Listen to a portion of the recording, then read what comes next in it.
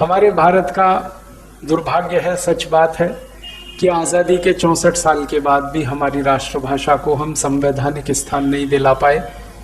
और संवैधानिक स्थान चूंकि नहीं है हिंदी को, इसलिए सरकारी महकमे में, सरकारी कामों में हिंदी की इज्जत नहीं है। ये सच है कि भारत में सबसे ज़्यादा हिंदी बोली जाती है, हिंदी पढ़ी जाती है, हिंदी समझी जाती है, सबसे ज़्यादा।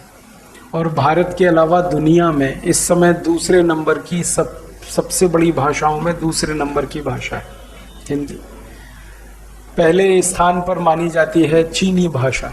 138 करोड़ लोग उसे बोलते हैं, समझते हैं, सुनते हैं, पढ़ते हैं। उसके बाद करीब 120 करोड़ लोग हैं सारी दुनिया में जो हिंदी बोलते हैं, समझते हैं, पढ़ते हैं, जानते हैं।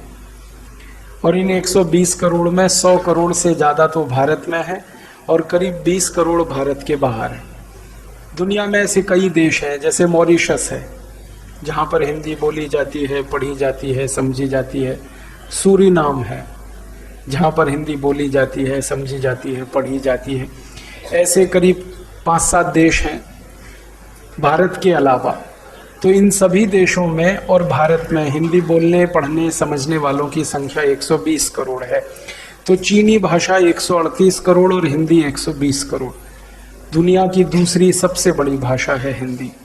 लेकिन हमारे देश में दुर्भाग्य ऐसा कि हम इसको संवैधानिक स्थान नहीं दिला पाए या संवैधानिक इज्जत नहीं दिला पाए।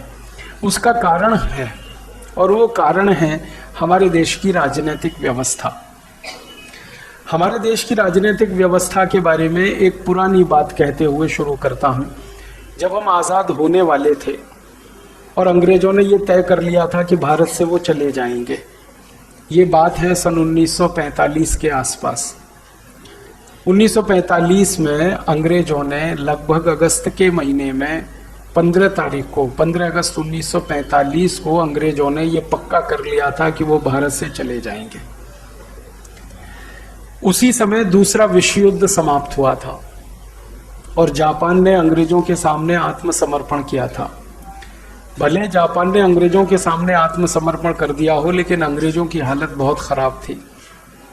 एक तरह से कहा जाता था उस जमाने में कि दूसरा विश्व युद्ध जीतने के बाद भी वो हार गए थे और हिटलर हारने के बाद भी जीत गया था। उसमें हुआ ये था कि इंग्लैंड पूरी तरह से तबाह हो गया था, अर्थव्यवस्था चौपट हो गई थी, राजनीति पूरी बिल्कुल नपुंसक और दिवालियापन की तरफ थी। इंग्लैंड में जो नेता थे इंग्लैंड के, वो एकदम निष्प्रभावी थे। विंस्टन चर्चिल, जो एक ज़माने में कभी बहुत बड़ा आइकॉन माना जाता था, वो बिल्कुल निष्प्रभावी था। क्लेमेंट एटली बहुत बुरे हाल में था। तो राजनीतिक रूप से डावाडोल स्थिति थी, आर्थिक रूप से बहुत कमज़ोर हो गया था इंग्लैंड। कारखाने बंद हो चुके थे, कंपनियां दिवालिया थीं, लोगों को खाने के लिए नहीं मिल रहा था, रोजगार खत्म हो गए थे, बेकारी बढ़ रही थी। अंधाधुंध अंग्रेजों की अर्थव्यवस्था मंदी और मंदी और मंदी की तरफ जा रही थी। ऐसी स्थिति में अंग्रेजों को लगा कि भारत में रहना अब संभव नहीं है, क्योंकि भारत को संभालने के लिए बहुत सारे पैसे खर्च हो रहे थे उनके, और भारतवासियों ने उनका सहयोग करना बंद कर दिया था। भारतवासी जो उनको टैक्स दिया करते थे वो उन्होंने बंद कर दिया था। तो अंग्रेजों को टैक्स मिल नहीं रहा था और भारत में ये स्वदेशी आंदोलन की इतनी जोरदार पूरे देश में लहर चल रही थी कि ईस्ट इंडिया कंपनी का कुछ बिक नहीं रहा था यहाँ पर। तो अंग्रेजी व्यापार लगभग खत्म सा हो गया था। भारत के लोगों ने टैक्स देना बंद करके अंग्रेजों की कमर तोड़ रखी थी। और यहाँ महात्मा गांधी और सरदार पटेल जैसे नेताओं ने लोगों से कह रखा था कि टैक्स नहीं देना, भले जेल में चले जाना। तो लोग उस पर आचरण कर रहे थे। तो हर तरफ से अंग्रेजों को लगा कि अब भारत में रहना संभव नहीं, तो उन्होंने तय कर लिया था कि भारत से चले जाना। और ये बात अंग्रेजों ने अपने सबसे बड़े सहयोगी अमेरिका को बताई थी उस समय। इंग्लैंड की पार्लियामेंट से अमेरिका के राष्ट्रपति को एक पत्र गया था, उसमें ये बताया गया। ये जो मैं कहानी कह रहा हूँ ये सब उस पत्र में लिखा गया कि हमारी आर्थिक स्थिति बहुत खराब हो चुकी है, राजनीतिक स्थिति बहुत कमज़ोर हो गई है, सामाजिक स्थिति बहुत खराब है, हम भारत को अब ज़्यादा दिन नियंत्रण में नहीं रख सकते, लिहाजा हमें भारत को आजाद करना है। ऐसा पत्र लिखा गया ब्रिटिश प्रधानमंत्री की तरफ से। उस पर लीडर ऑफ द अपोजिशन के भी हस्ताक्षर थे, माने विपक्ष और सत्ता पक्ष दोनों ने मिलकर वो पत्र लिखा था। पत्र गया अमेरिका के राष्ट्रपति के पास। अब उसके बाद वहां से जो पत्र आया वो बहुत महत्व का है। जो दूसरा पत्र आया अमेरिका के राष्ट्रपति ने अंग्रेजों के प्रधानमंत्री और अंग्रेजों के विपक्ष के नेता को लिखा, और उसमें उन्होंने कहा कि आप भारत को आजादी दे रहे हो, ठीक है, ये आपकी मजबूरी है, क्योंकि अब ज्यादा दिन आप भारत पर राज नहीं कर सकते, लेकिन मेरा एक सुझाव हमेशा ध्यान रखें आप, और वो सुझाव ये है कि भारत को आजादी देने के बाद भी भारत को वेस्टर्न ऑर्बिट में ही रखना है। फिर से सुनाता हूं, वो अंग्रेजी का पत्र मैं हिंदी करके बता रहा हूं। अंग्रेजों को अमेरिका का राष्ट्रपति कह रहा है कि भारत को आजादी दे रहे हैं, ये आपकी मजबूरी है, आप नहीं संभाल सकते, ठीक है, मैं समझता हूं ये मजबूरी, लेकिन मेरा सुझाव है, एक तरह से वो ऑर्डर है, सुझाव नहीं, वो आदेश है, कि मेरा आदेश है कि भारत को वेस्टर्न ऑर्बिट में ही रखना है। माने आजादी के बाद भारत अपने स्वदेशी के रास्ते पे ना जाने पाए, इसका ध्यान रखना। आगे एक और वाक्य उसने लिखा कि अगर भारत आजाद होने के बाद अपने रास्ते चल पड़ा, जिसको हम स्वदेशी का रास्ता कहें, स्वराज्य का रास्ता कहें, स्वतंत्रता का रास्ता कहें, अमेरिका का राष्ट्रपति कह रहा है उस पत्र में कि भारत आजाद होने के बाद अगर अपने रास्ते पर चल पड़ा तो हम सबका जीना मुश्किल हो जाएगा। हम सबसे मतलब पूरा अमेरिका, पूरा यूरोप, हम सबका जीना मुश्किल हो जाएगा। क्यों? क्योंकि हम भारत के ऊपर बहुत कुछ निर्भर हैं, और हम माने पूरा यूरोप, पूरा अमेरिका, तो हम भारत के ऊपर निर्भर हैं। अगर भारत ने अपना रास्ता बना लिया तो हम तो डूब जाएंगे, हम तो कहीं के नहीं रहेंगे। वो कह रहा है हमारी अर्थव्यवस्था, हमारी राजनीति, हमारी दुनिया में चलने वाली दादागिरी, ये सब भारत के साथ रहने पर ही है। अगर भारत अलग हुआ और अपने रास्ते पे चल पड़ा तो दुनिया से तो हमारी दादागिरी जाएगी ही, हमारी अर्थव्यवस्था भी डूबेगी, हम भी डूबेंगे। ये पत्र अब तक सीक्रेट था, लेकिन अब ये पत्र खुला थोड़े दिन पहले। मुझे एक मेरे मित्र ने बताया, लंदन में रहते हैं, कि ऐसा एक पत्र यहाँ लाइब्रेरी में पड़ा हुआ है, ब्रिटिश पार्लियामेंट की लाइब्रेरी। तो पिछले साल मैं लंदन गया था परम पूजनीय स्वामी रामदेव जी के साथ, ग्लासगो में हमारा एक केंद्र का उद्घाटन हुआ था, श्रीधर भाई भी थे। तो ये लोग तो जल्दी लौट आए, मैं 18 दिन रुका उसी पत्र के लिए कि मुझे वो देखना है, पढ़ना है,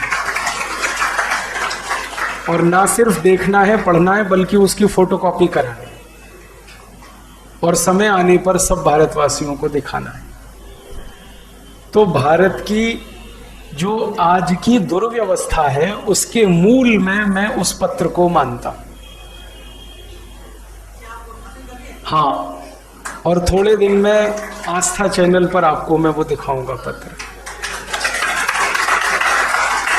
वो पत्र भी दिखाऊंगा आस्था पे, संस्कार पे, और उस पर मैं एक पुस्तक भी लिख रहा हूं, क्योंकि वो एक पत्र है, ऐसे हजारों पत्र हैं जो कभी विंस्टन चर्चिल ने अमेरिका के राष्ट्रपति को लिखे, कभी अमेरिका के राष्ट्रपति ने विंस्टन चर्चिल को लिखे, कभी एटली ने अमेरिका के राष्ट्रपति को लिखे, कभी अमेरिका के राष्ट्रपति ने एटली को लिखे। अमेरिका और इंग्लैंड के बीच में ये जो पत्राचार हुआ है, ऐसे शायद 20,000 पत्र होंगे।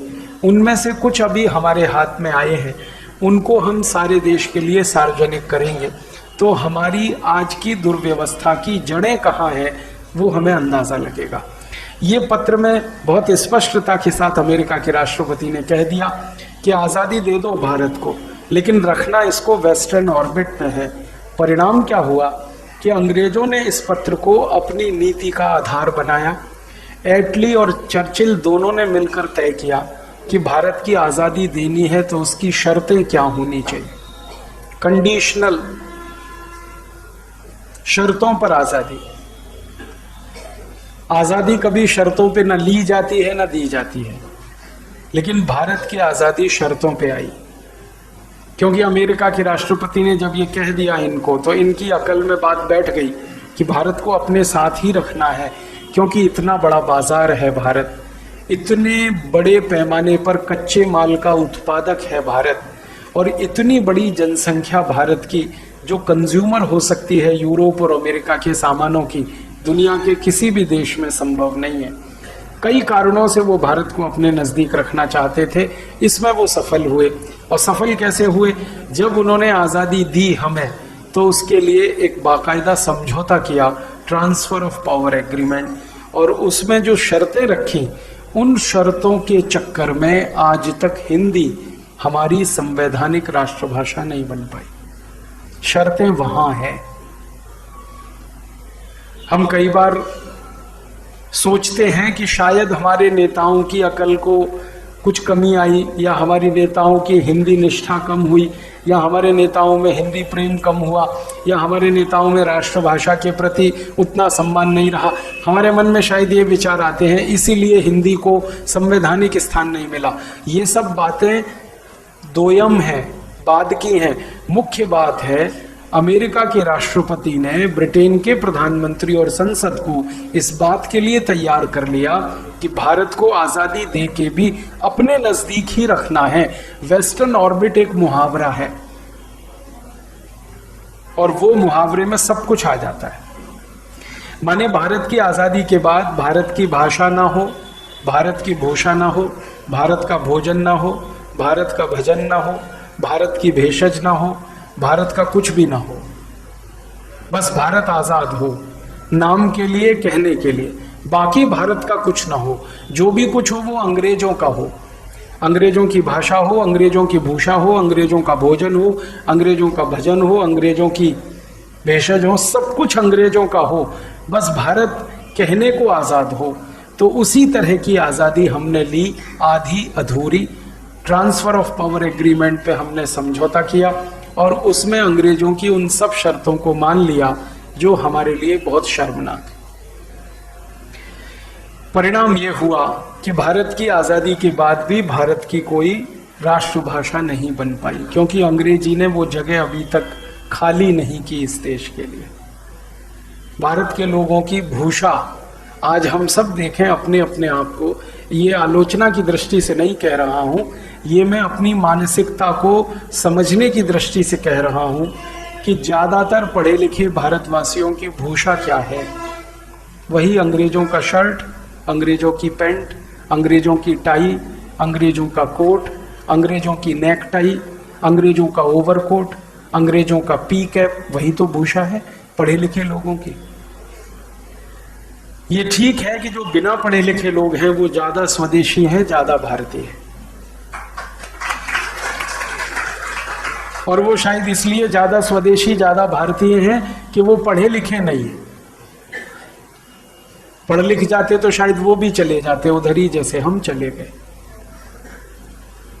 तो हमने जो आज़ादी लाई उसी में खोट है, उसी में अधूरापन है, और वहीं गड़बड़ी है।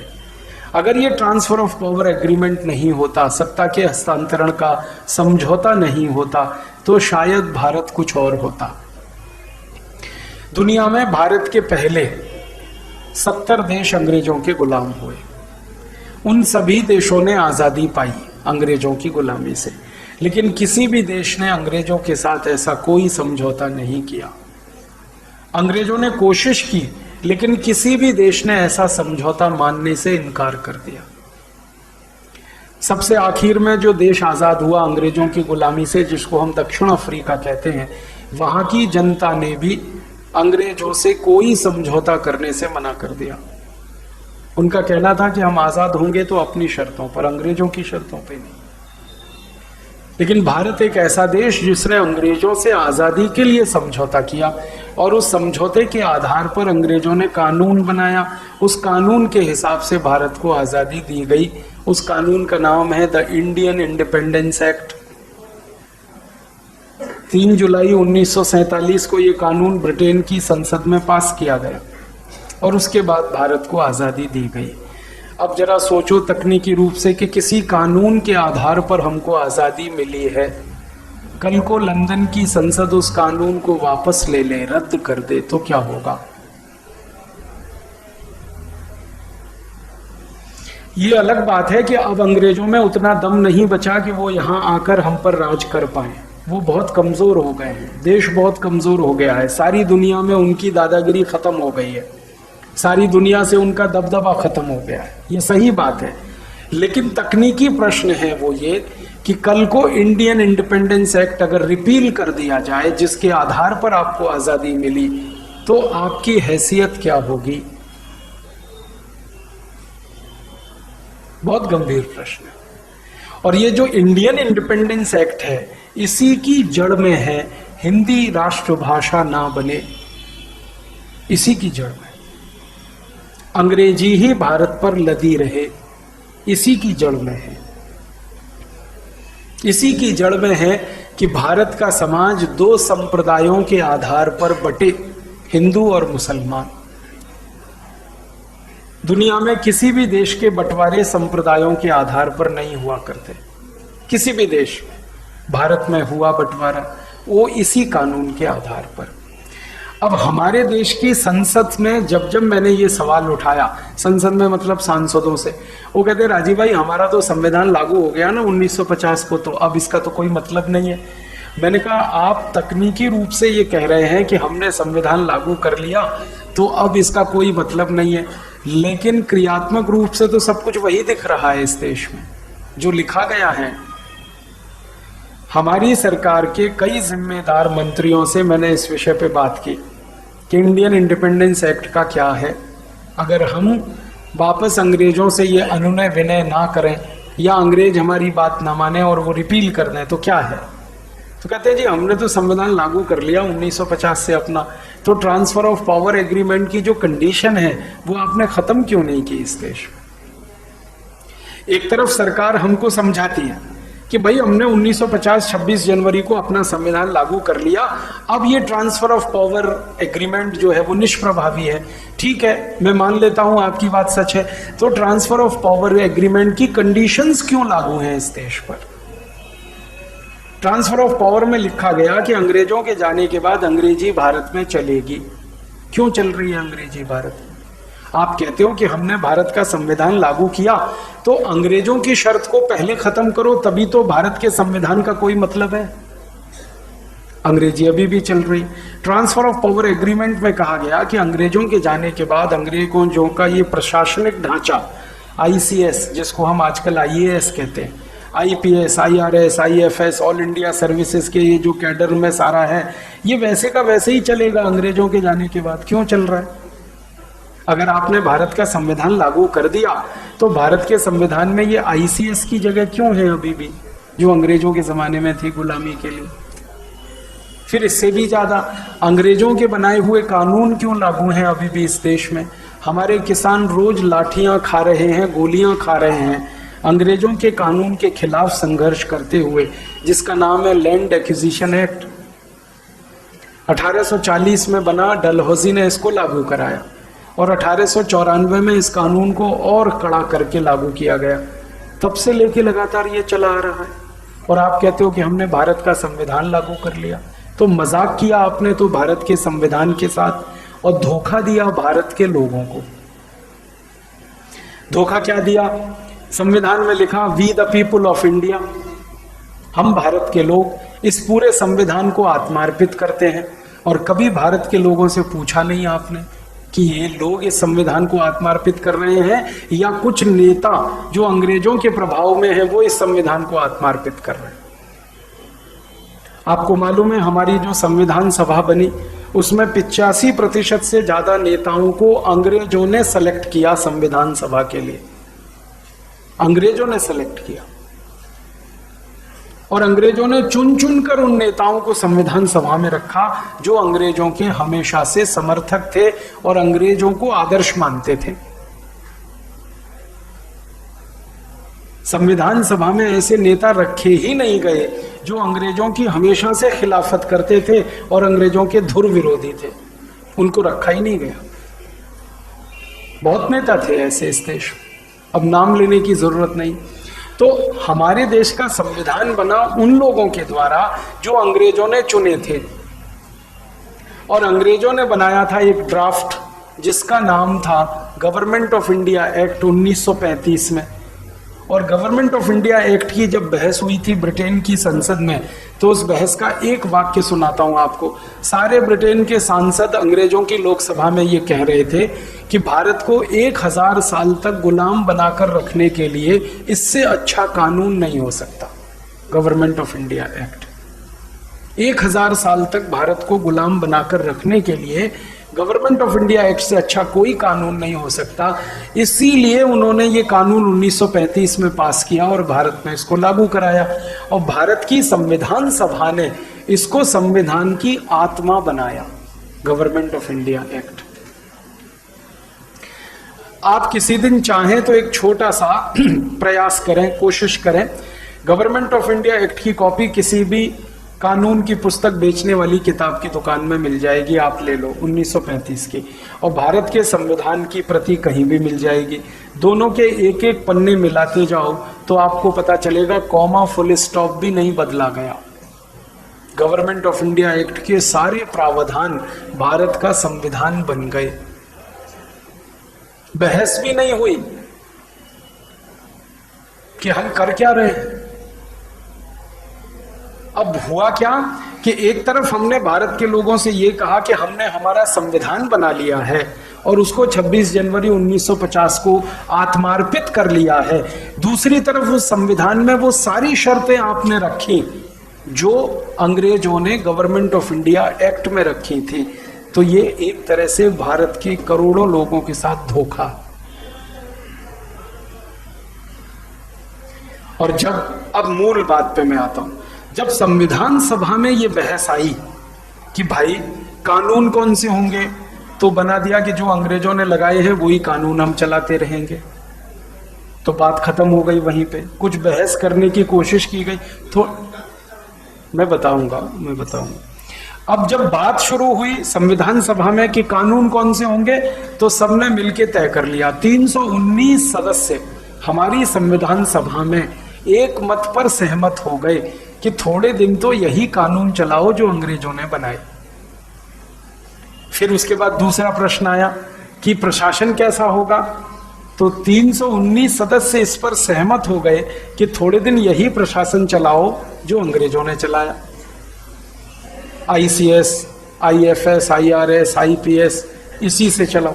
फिर बात आई कि भाषा, तो उनका भाषा वही है जो अंग्रेजों ने चलाई।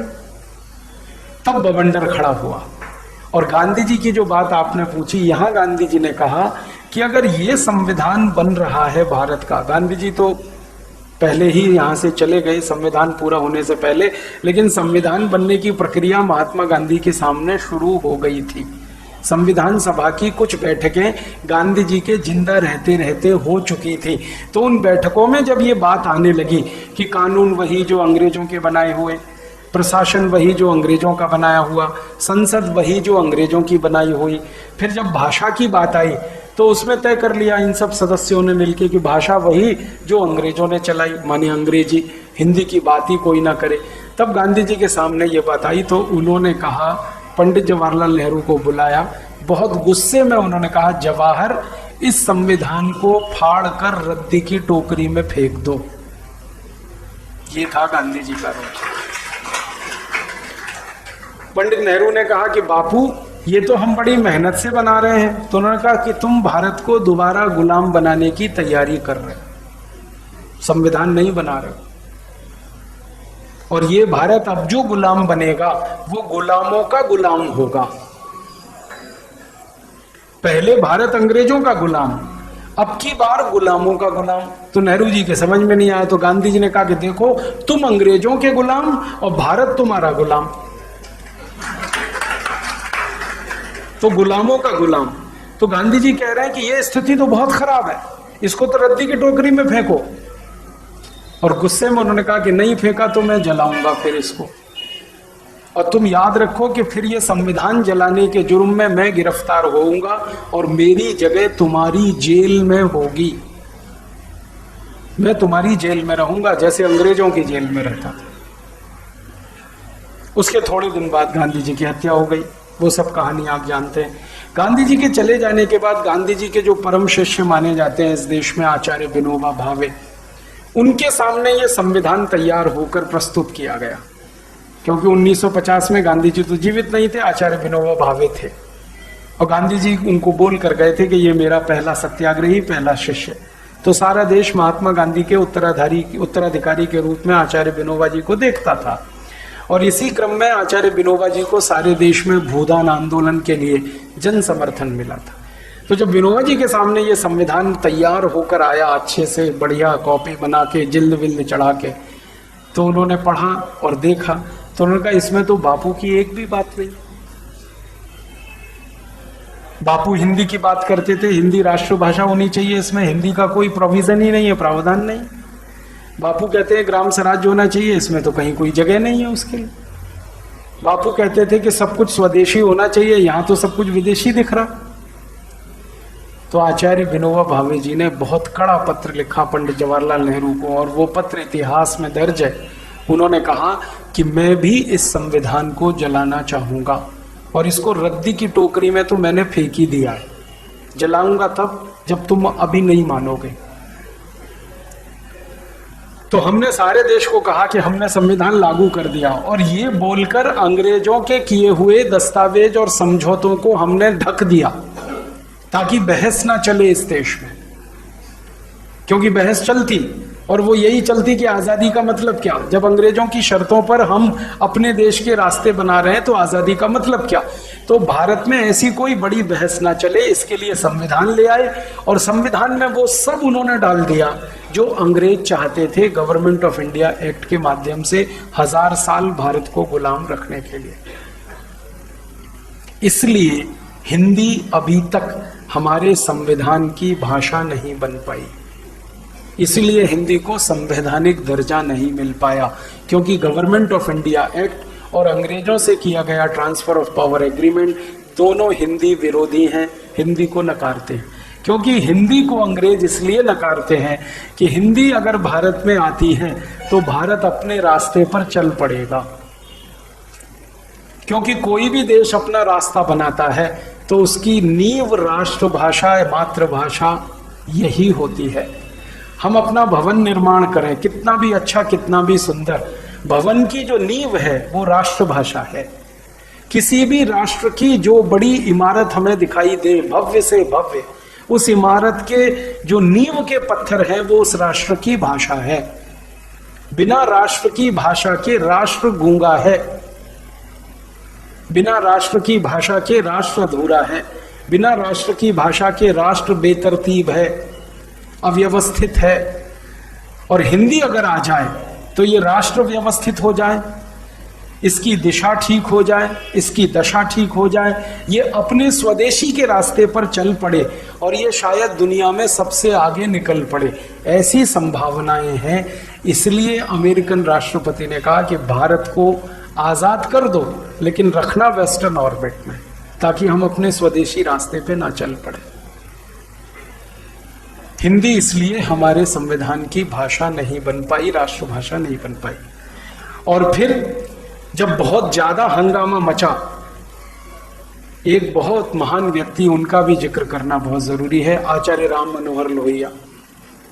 महात्मा गांधी के चले जाने के बाद इस देश में हिंदी के सवाल पर सबसे प्रखरता के साथ जिन्होंने सारे देश को झकझोरा वो आचार्य राम मनोहर लोहिया।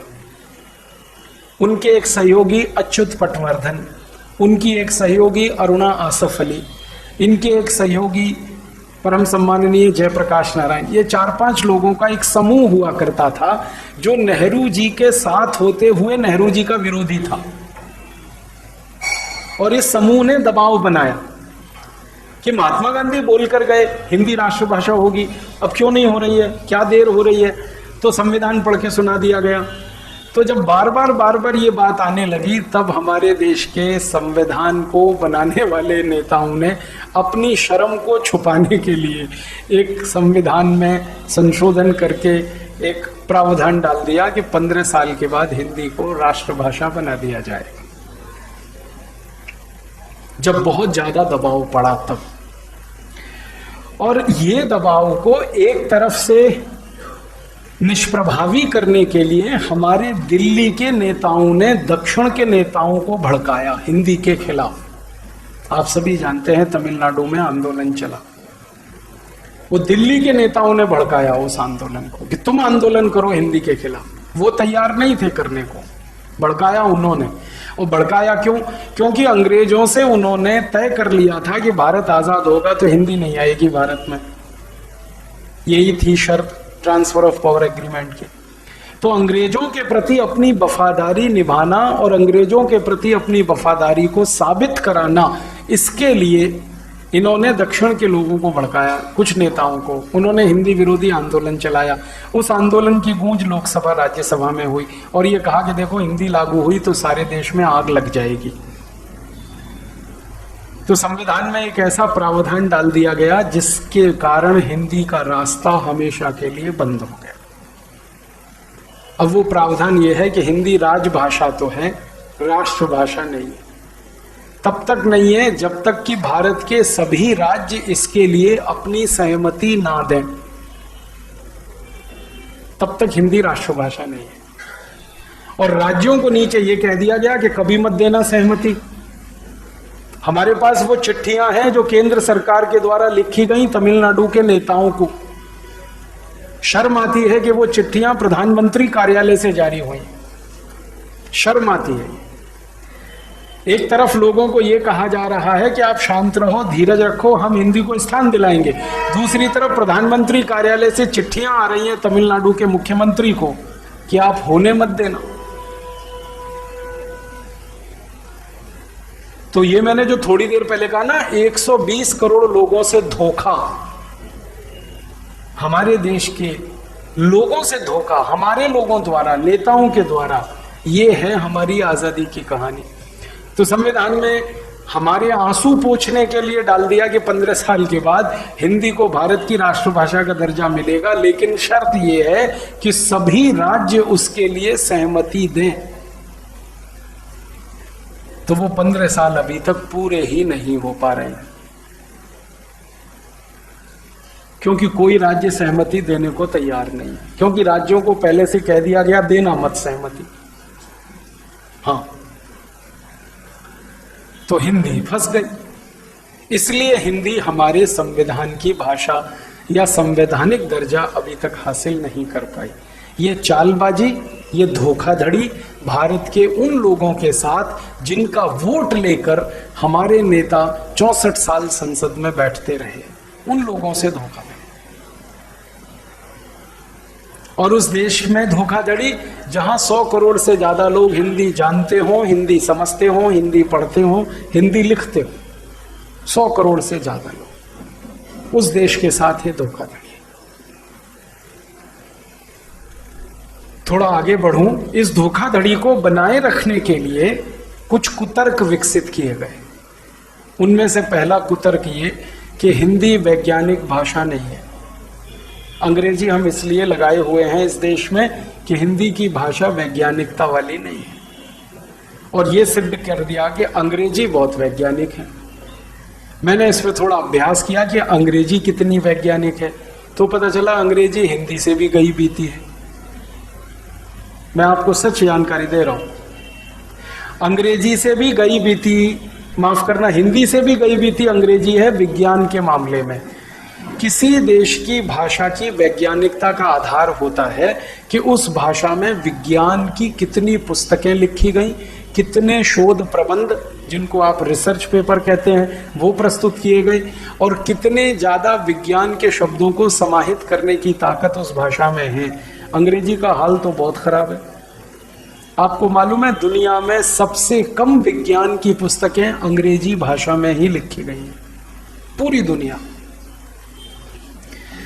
अगर विज्ञान में लिखी जाने वाली पुस्तकों को आधार बनाएं तो सबसे ज्यादा विज्ञान की पुस्तकें लिखी गई हैं रूसी भाषा में, सबसे ज्यादा। विज्ञान और गणित, गणित भी विज्ञान का ही हिस्सा है, तो विज्ञान और गणित में सबसे ज्यादा पुस्तकें हैं रूसी भाषा में। और अंग्रेजी का नंबर अगर हम लगाएं तो रूसी भाषा के बाद फ्रेंच आती है, फ्रेंच के बाद जर्मन आती है, जर्मन के बाद स्पेनिश आती है, उसके बाद हिंदी का नंबर है, अंग्रेजी का नंबर तो 10वां है। सबसे बड़ा झूठ फैलाया पूरी दुनिया में कि अंग्रेजी वैज्ञानिकों की भाषा है, बिल्कुल नहीं है। आपको सुनकर हैरानी होगी, इंग्लैंड में जितने बड़े वैज्ञानिक हुए, इंग्लैंड से मतलब ब्रिटेन पूरा, इंग्लैंड, आयरलैंड और न्यू साउथ वेल्स सब मिला के मैं इंग्लैंड की बात करूंगा, ब्रिटेन, तो ब्रिटेन में जितने वैज्ञानिक हुए उनमें से किसी ने अंग्रेजी में काम नहीं किया।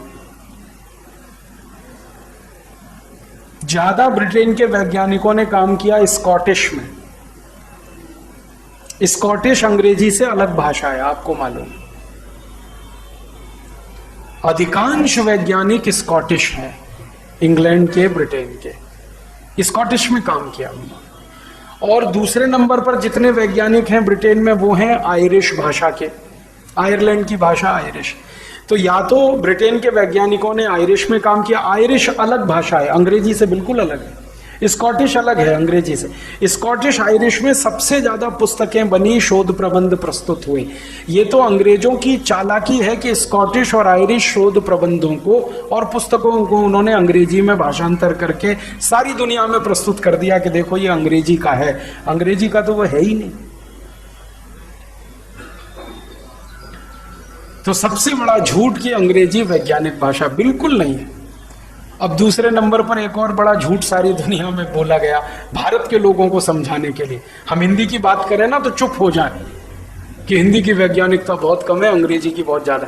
ज्यादातर पढ़े लिखे भारतवासियों से जब बहस करो ना तो वो यही तर्क देना शुरू करते हैं। तर्क क्या, कुतर्क, कि जी अंग्रेजी में ही पढ़ाई हो सकती है, हिंदी में नहीं हो सकती, क्योंकि भाषा की ताकत अंग्रेजी की ज्यादा है, हिंदी की कम है। क्योंकि जो हम पाठ्यक्रम पढ़ते हैं वो अंग्रेजी में अच्छा है, हिंदी में बेकार है। और इस तर्क की सच्चाई को जब परखते हैं, जांचते हैं, तो पता चलता है कि अंग्रेजी पाठ्यक्रम जो आप पढ़ते हो 5 साल में, अगर पूरी ईमानदारी से सरल और बोधगम्य हिंदी में वो पाठ्यक्रम मैं कर दूं तो जो 5 साल में आप पढ़ रहे हो वो 2 साल में पढ़ लोगे। 3 साल का समय बच जाएगा, दिमाग का खर्चा बचेगा, पैसे का खर्चा बचेगा और आपकी मेहनत बचेगी। जो 5 साल में पढ़ रहे हो वो 2 साल में पढ़ लोगे। क्यों? क्योंकि विज्ञान को सरल तरीके से समझाने में हिंदी जितनी समर्थ है वो अंग्रेजी है ही नहीं। और पाठ्यक्रम जो है सरल तरीके से आप समझ पाओ तो जल्दी खत्म होगा, नहीं तो उसके जो भारी भारी शब्द है ना उनकी परिभाषा करने में ही आधा समय निकल जाता है। सबसे बड़ा झूठ भारत में फैला दिया, और इस झूठ को फैलाने में सरकार, सरकारी तंत्र के अधिकारी, हमारी सरकार के बड़े बड़े नेता जो नहीं चाहते कि हिंदी आए, उनका ये सारा कुचक्र, साजिश, षड्यंत्र, क्योंकि ये सब समझ के किया जा रहा है। फिर एक कुतर्क फैलाया गया भारत में, हिंदी जो है ना कला संस्कृति, माफ करना, अंग्रेजी कला संस्कृति की भाषा है, हिंदी से अच्छी है। अब अंग्रेजी में हमने ढूंढना शुरू किया कि कला और संस्कृति में क्या लिखा गया, क्या छापा गया, तो आपको सुनकर बड़ी हैरानी होगी कि सारी दुनिया में कला और संस्कृति के जो विषय माने जाते हैं उनमें सबसे ज्यादा साहित्य है फ्रेंच भाषा का। पूरी दुनिया, जितने नाटक लिखे गए हैं फ्रेंच में किसी में नहीं है, जितनी कहानियां लिखी गई हैं फ्रेंच में किसी में नहीं, जितनी कविताएं लिखी गई हैं फ्रेंच, सारी दुनिया में फैला दिया इन्होंने कि हिंदी जो है ना सभ्य लोगों की, माफ करना, अंग्रेजी सभ्य लोगों की भाषा और हिंदी जैसे असभ्य लोगों की भाषा। तो अब ये सभ्यता का मापदंड क्या होता है भाई, जरा इसको देखा जाए कि सभ्य किसको कहते हैं, असभ्य किसको कहते हैं। तो आप सभ्य और असभ्य की परिभाषा ऐसे लगाओ कि गालियां जिस भाषा में जितनी ज्यादा वो उतनी असभ्य, यही तो, और गालियां जिस भाषा में जितनी कम वो उतनी सभ्य। अंग्रेजी जितनी गालियां पूरी दुनिया में किसी भाषा में नहीं है, जितनी गालियां अंग्रेजी में हैं उतनी गालियां दुनिया की किसी भाषा में नहीं है। तो अंग्रेजी तो सबसे असभ्य भाषा है।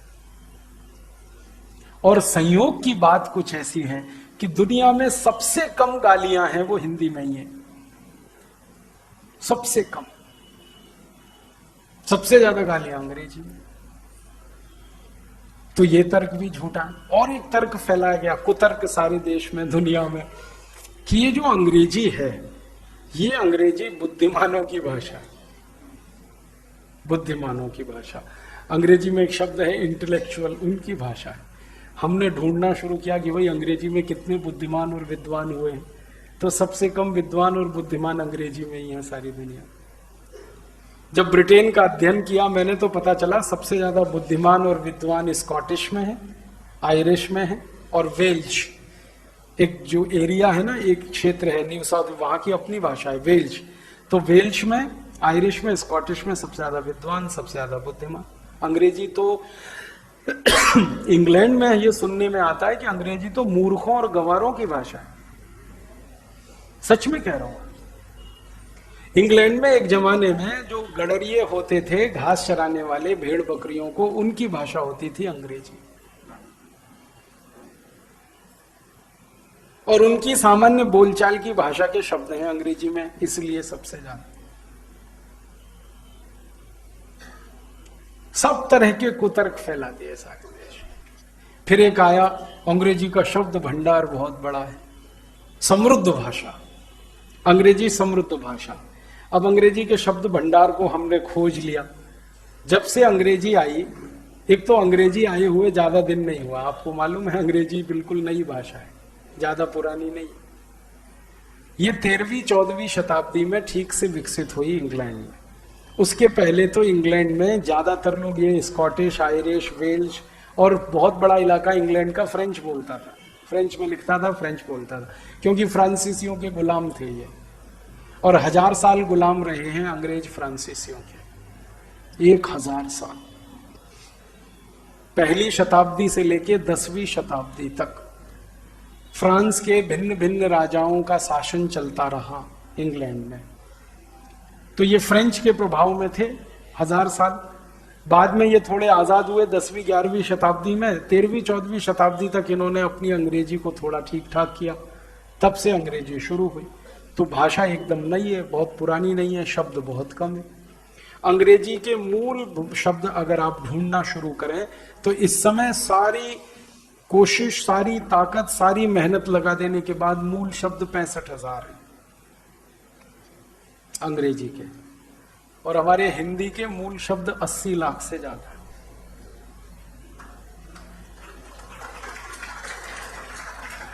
और अगर संस्कृत को हिंदी की मां मान लें, वैसे तो है ही, मान क्या लें, संस्कृत हिंदी को अगर हम एक ही जैसा माने, क्योंकि संस्कृत को माने आम आदमी की बोलचाल में लाते लाते हिंदी बनी है, ऐसी हुआ है ना इस देश में, संस्कृत में से हिंदी का विकास। तो संस्कृत के अगर शब्दों की संख्या, तो ये तो 102 करोड़ से ज्यादा है। मूल हिंदी शब्द 80 लाख, संस्कृत वाले तो 102 करोड़ से ज्यादा है। और धातुओं के जो रूप हम जो है ना, संस्कृत में धातु होती है, धातु रूप, तब तो शब्द 102 अरब 80 करोड़ से ज्यादा हो जाते हैं। 102 अरब 80 करोड़, इतने शब्दों का भंडार तो दुनिया की किसी भाषा में नहीं। और हमारे यहां मूर्ख लोग ये तर्क देते रहते हैं कि समृद्ध भाषा अंग्रेजी, 65,000 कुल शब्द है। और अंग्रेजी में जो बाकी शब्द है ना, जो आपको डिक्शनरी में दिखाई देते हैं, वो तो सब दूसरी भाषाओं के हैं। फ्रेंच में से लिया, लैटिन में से लिया, जर्मन में से लिया, आयरिश में से लिया, स्कॉटिश में से लिया, वेल्श में से लिया, हिंदी में से बहुत सारे शब्द उन्होंने ले रखे, क्योंकि उनको उसका अभी तक भाषांतर करना नहीं आ पाया। तो बहुत सारी भाषाओं से लेके मिला के आपने शब्दकोश बना लिए, जिसमें 2.5 लाख 5 लाख शब्द हैं। मूल शब्द तो 65,000 ही है। और यही कारण है कि दुनिया की सभी अंतरराष्ट्रीय संस्थाओं में अंग्रेजी कामकाज की भाषा नहीं है। संयुक्त राष्ट्र का सारा कामकाज फ्रेंच में होता है, और संयुक्त राष्ट्र की सभी संस्थाओं का कामकाज फ्रेंच में होता है, अंग्रेजी में नहीं होता, क्योंकि शब्द नहीं है। मैं तो हैरान हो गया जब ये सब मैंने खोजना शुरू किया, तो ऐसी ऐसी बातें पता चली कि हमको बिल्कुल उल्टा पढ़ा दिया गया पिछले 64 साल उसका। तो हिंदी दुनिया में शब्दों के भंडार में अंग्रेजी से बहुत ऊंची है। मैं तो आपको हिंदी की बात नहीं करता, हिंदी की एक बोली की बात करूं। बोली जैसे ब्रज भाषा, जैसे अवधी। हिंदी तो इन सब का मिश्रित रूप ही है ना, ब्रज भाषा भी है, अवधी भी है, तो फिर ये भी है, भोजपुरी भी है। तो हमारी अवधी के शब्द अंग्रेजी से ज्यादा है। अवधी के शब्द, ब्रज भाषा के शब्द अंग्रेजी से ज्यादा है, भोजपुरी के शब्द अंग्रेजी से ज्यादा है। हमारे यहां भारत में एक क्षेत्र है कन्नौज, कानपुर के आसपास, तो वहां की स्थानीय बोली है कन्नौजी। कन्नौजी बोली के शब्द अंग्रेजी से ज्यादा है। तो हमारी तो स्थानीय बोलियां, जिनकी संख्या 1632 है इस देश में, 1632 बोलियां हैं जो जीवित हैं इस समय देश में। इनमें से एक एक बोली के शब्द अंग्रेजों से 3 गुने 4 गुने ज्यादा अंग्रेजी से। तो किसी मामले में हिंदी कम नहीं है, बल्कि अंग्रेजी से सवाई है, ड्योढ़ी है, 2 गुनी है, कहीं कहीं 3 गुनी है, कहीं कहीं 5 गुनी। और इसका उल्टा हमको 64 साल बताते रहे हमारे सरकारी अधिकारी, हमारे बड़े बड़े प्रधानमंत्री, हमारे बड़े बड़े तमाम दूसरे नेता, ताकि भारत के लोग हिंदी पे गौरव ना कर पाए। ये सब इसलिए किया गया कि हिंदी की हीनता में हम डूबे और अपनी हिंदी को डुबोए। हम यही माने कि हमारी हिंदी तो वैज्ञानिक नहीं है, हमारी हिंदी तो समृद्ध नहीं है, हमारी हिंदी तो सभ्य लोगों की भाषा नहीं है, हमारी हिंदी में तो कला संस्कृति है ही नहीं, हमारी हिंदी में तो ये नहीं। तो हम में जब ये हीन भावना आ जाएगी तो भाषा तो हमसे भी ज्यादा नीचे गिर जाएगी। क्योंकि भाषा तो ताकत पाती है बोलने वालों के दम पर। भाषा की सबसे बड़ी शक्ति होती है उसको इस्तेमाल करने वाले लोग। जितना ज्यादा भाषा का आप उपयोग करेंगे, भाषा की ताकत उतनी बढ़ेगी। तो कोशिश और षड्यंत्र ये किया गया पिछले 64 साल कि हिंदी का उपयोग करने वाले कम से कम होते जाएं और हीन भाव से भरे रहें हर समय। और वो हम में 64 साल में आ ही गया। 1853 में मैकॉले ने एक बात कही थी। मैकॉले माने थॉमस बेबिंगटन मैकॉले, जिसने अंग्रेजी भारत में लाई, अंग्रेजी को भारत में स्थापित करने वाला जो अंग्रेज मैकॉले, वो 1834 में भारत आया और उसके कुछ साल यहाँ रहा, फिर वापस इंग्लैंड गया और उसने एक बिल पास कराया ब्रिटिश पार्लियामेंट में कि भारत में अंग्रेजी भाषा की शिक्षा शुरू की जाए।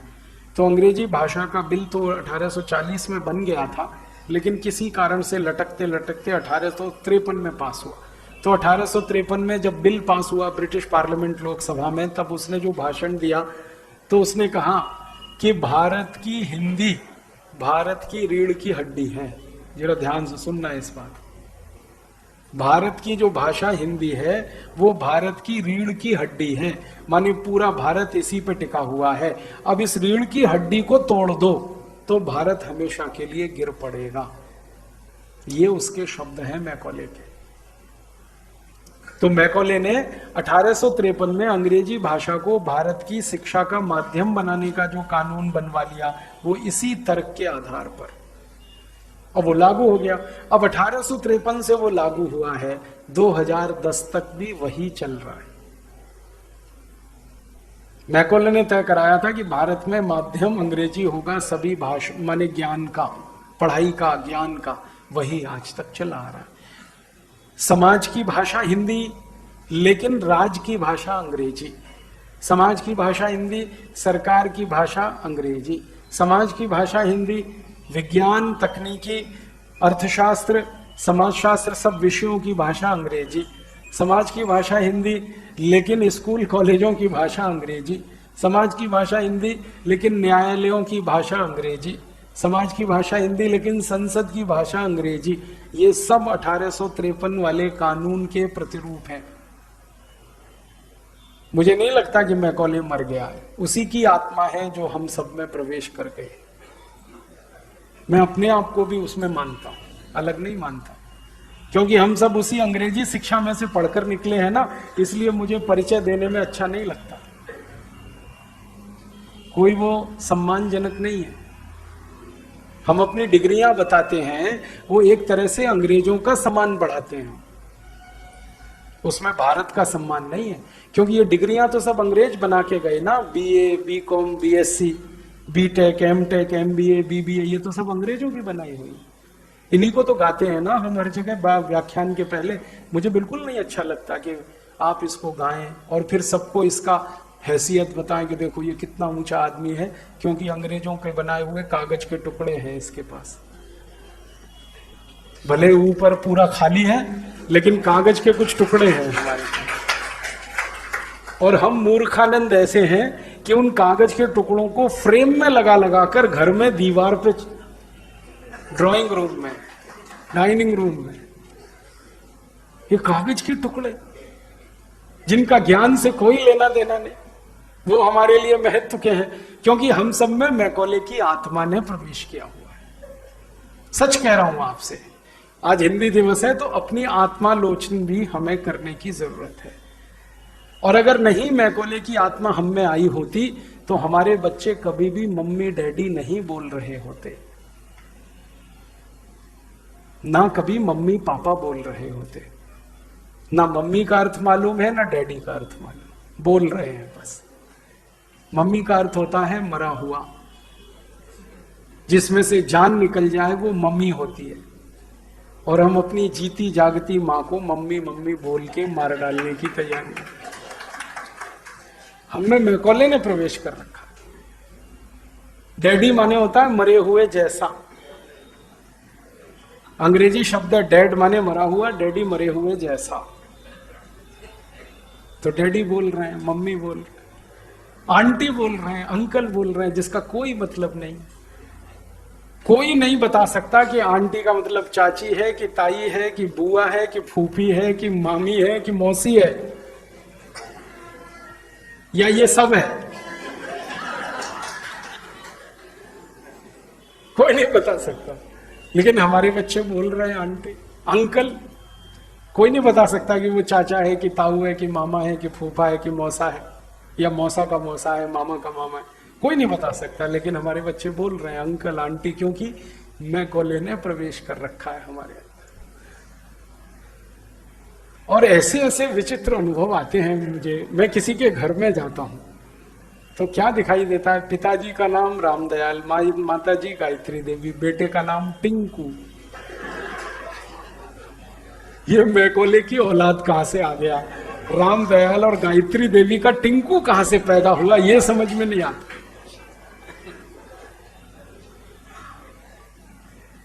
और अंग्रेजी डिक्शनरी अगर आप देखोगे तो टिंकू का अर्थ है आवारा लड़का। सच में अंग्रेजी डिक्शनरी में टिंकू का मतलब है आवारा लड़का, जो बाप की ना सुने, माँ की ना सुने, घर के बाहर रहे, वो टिंकू है।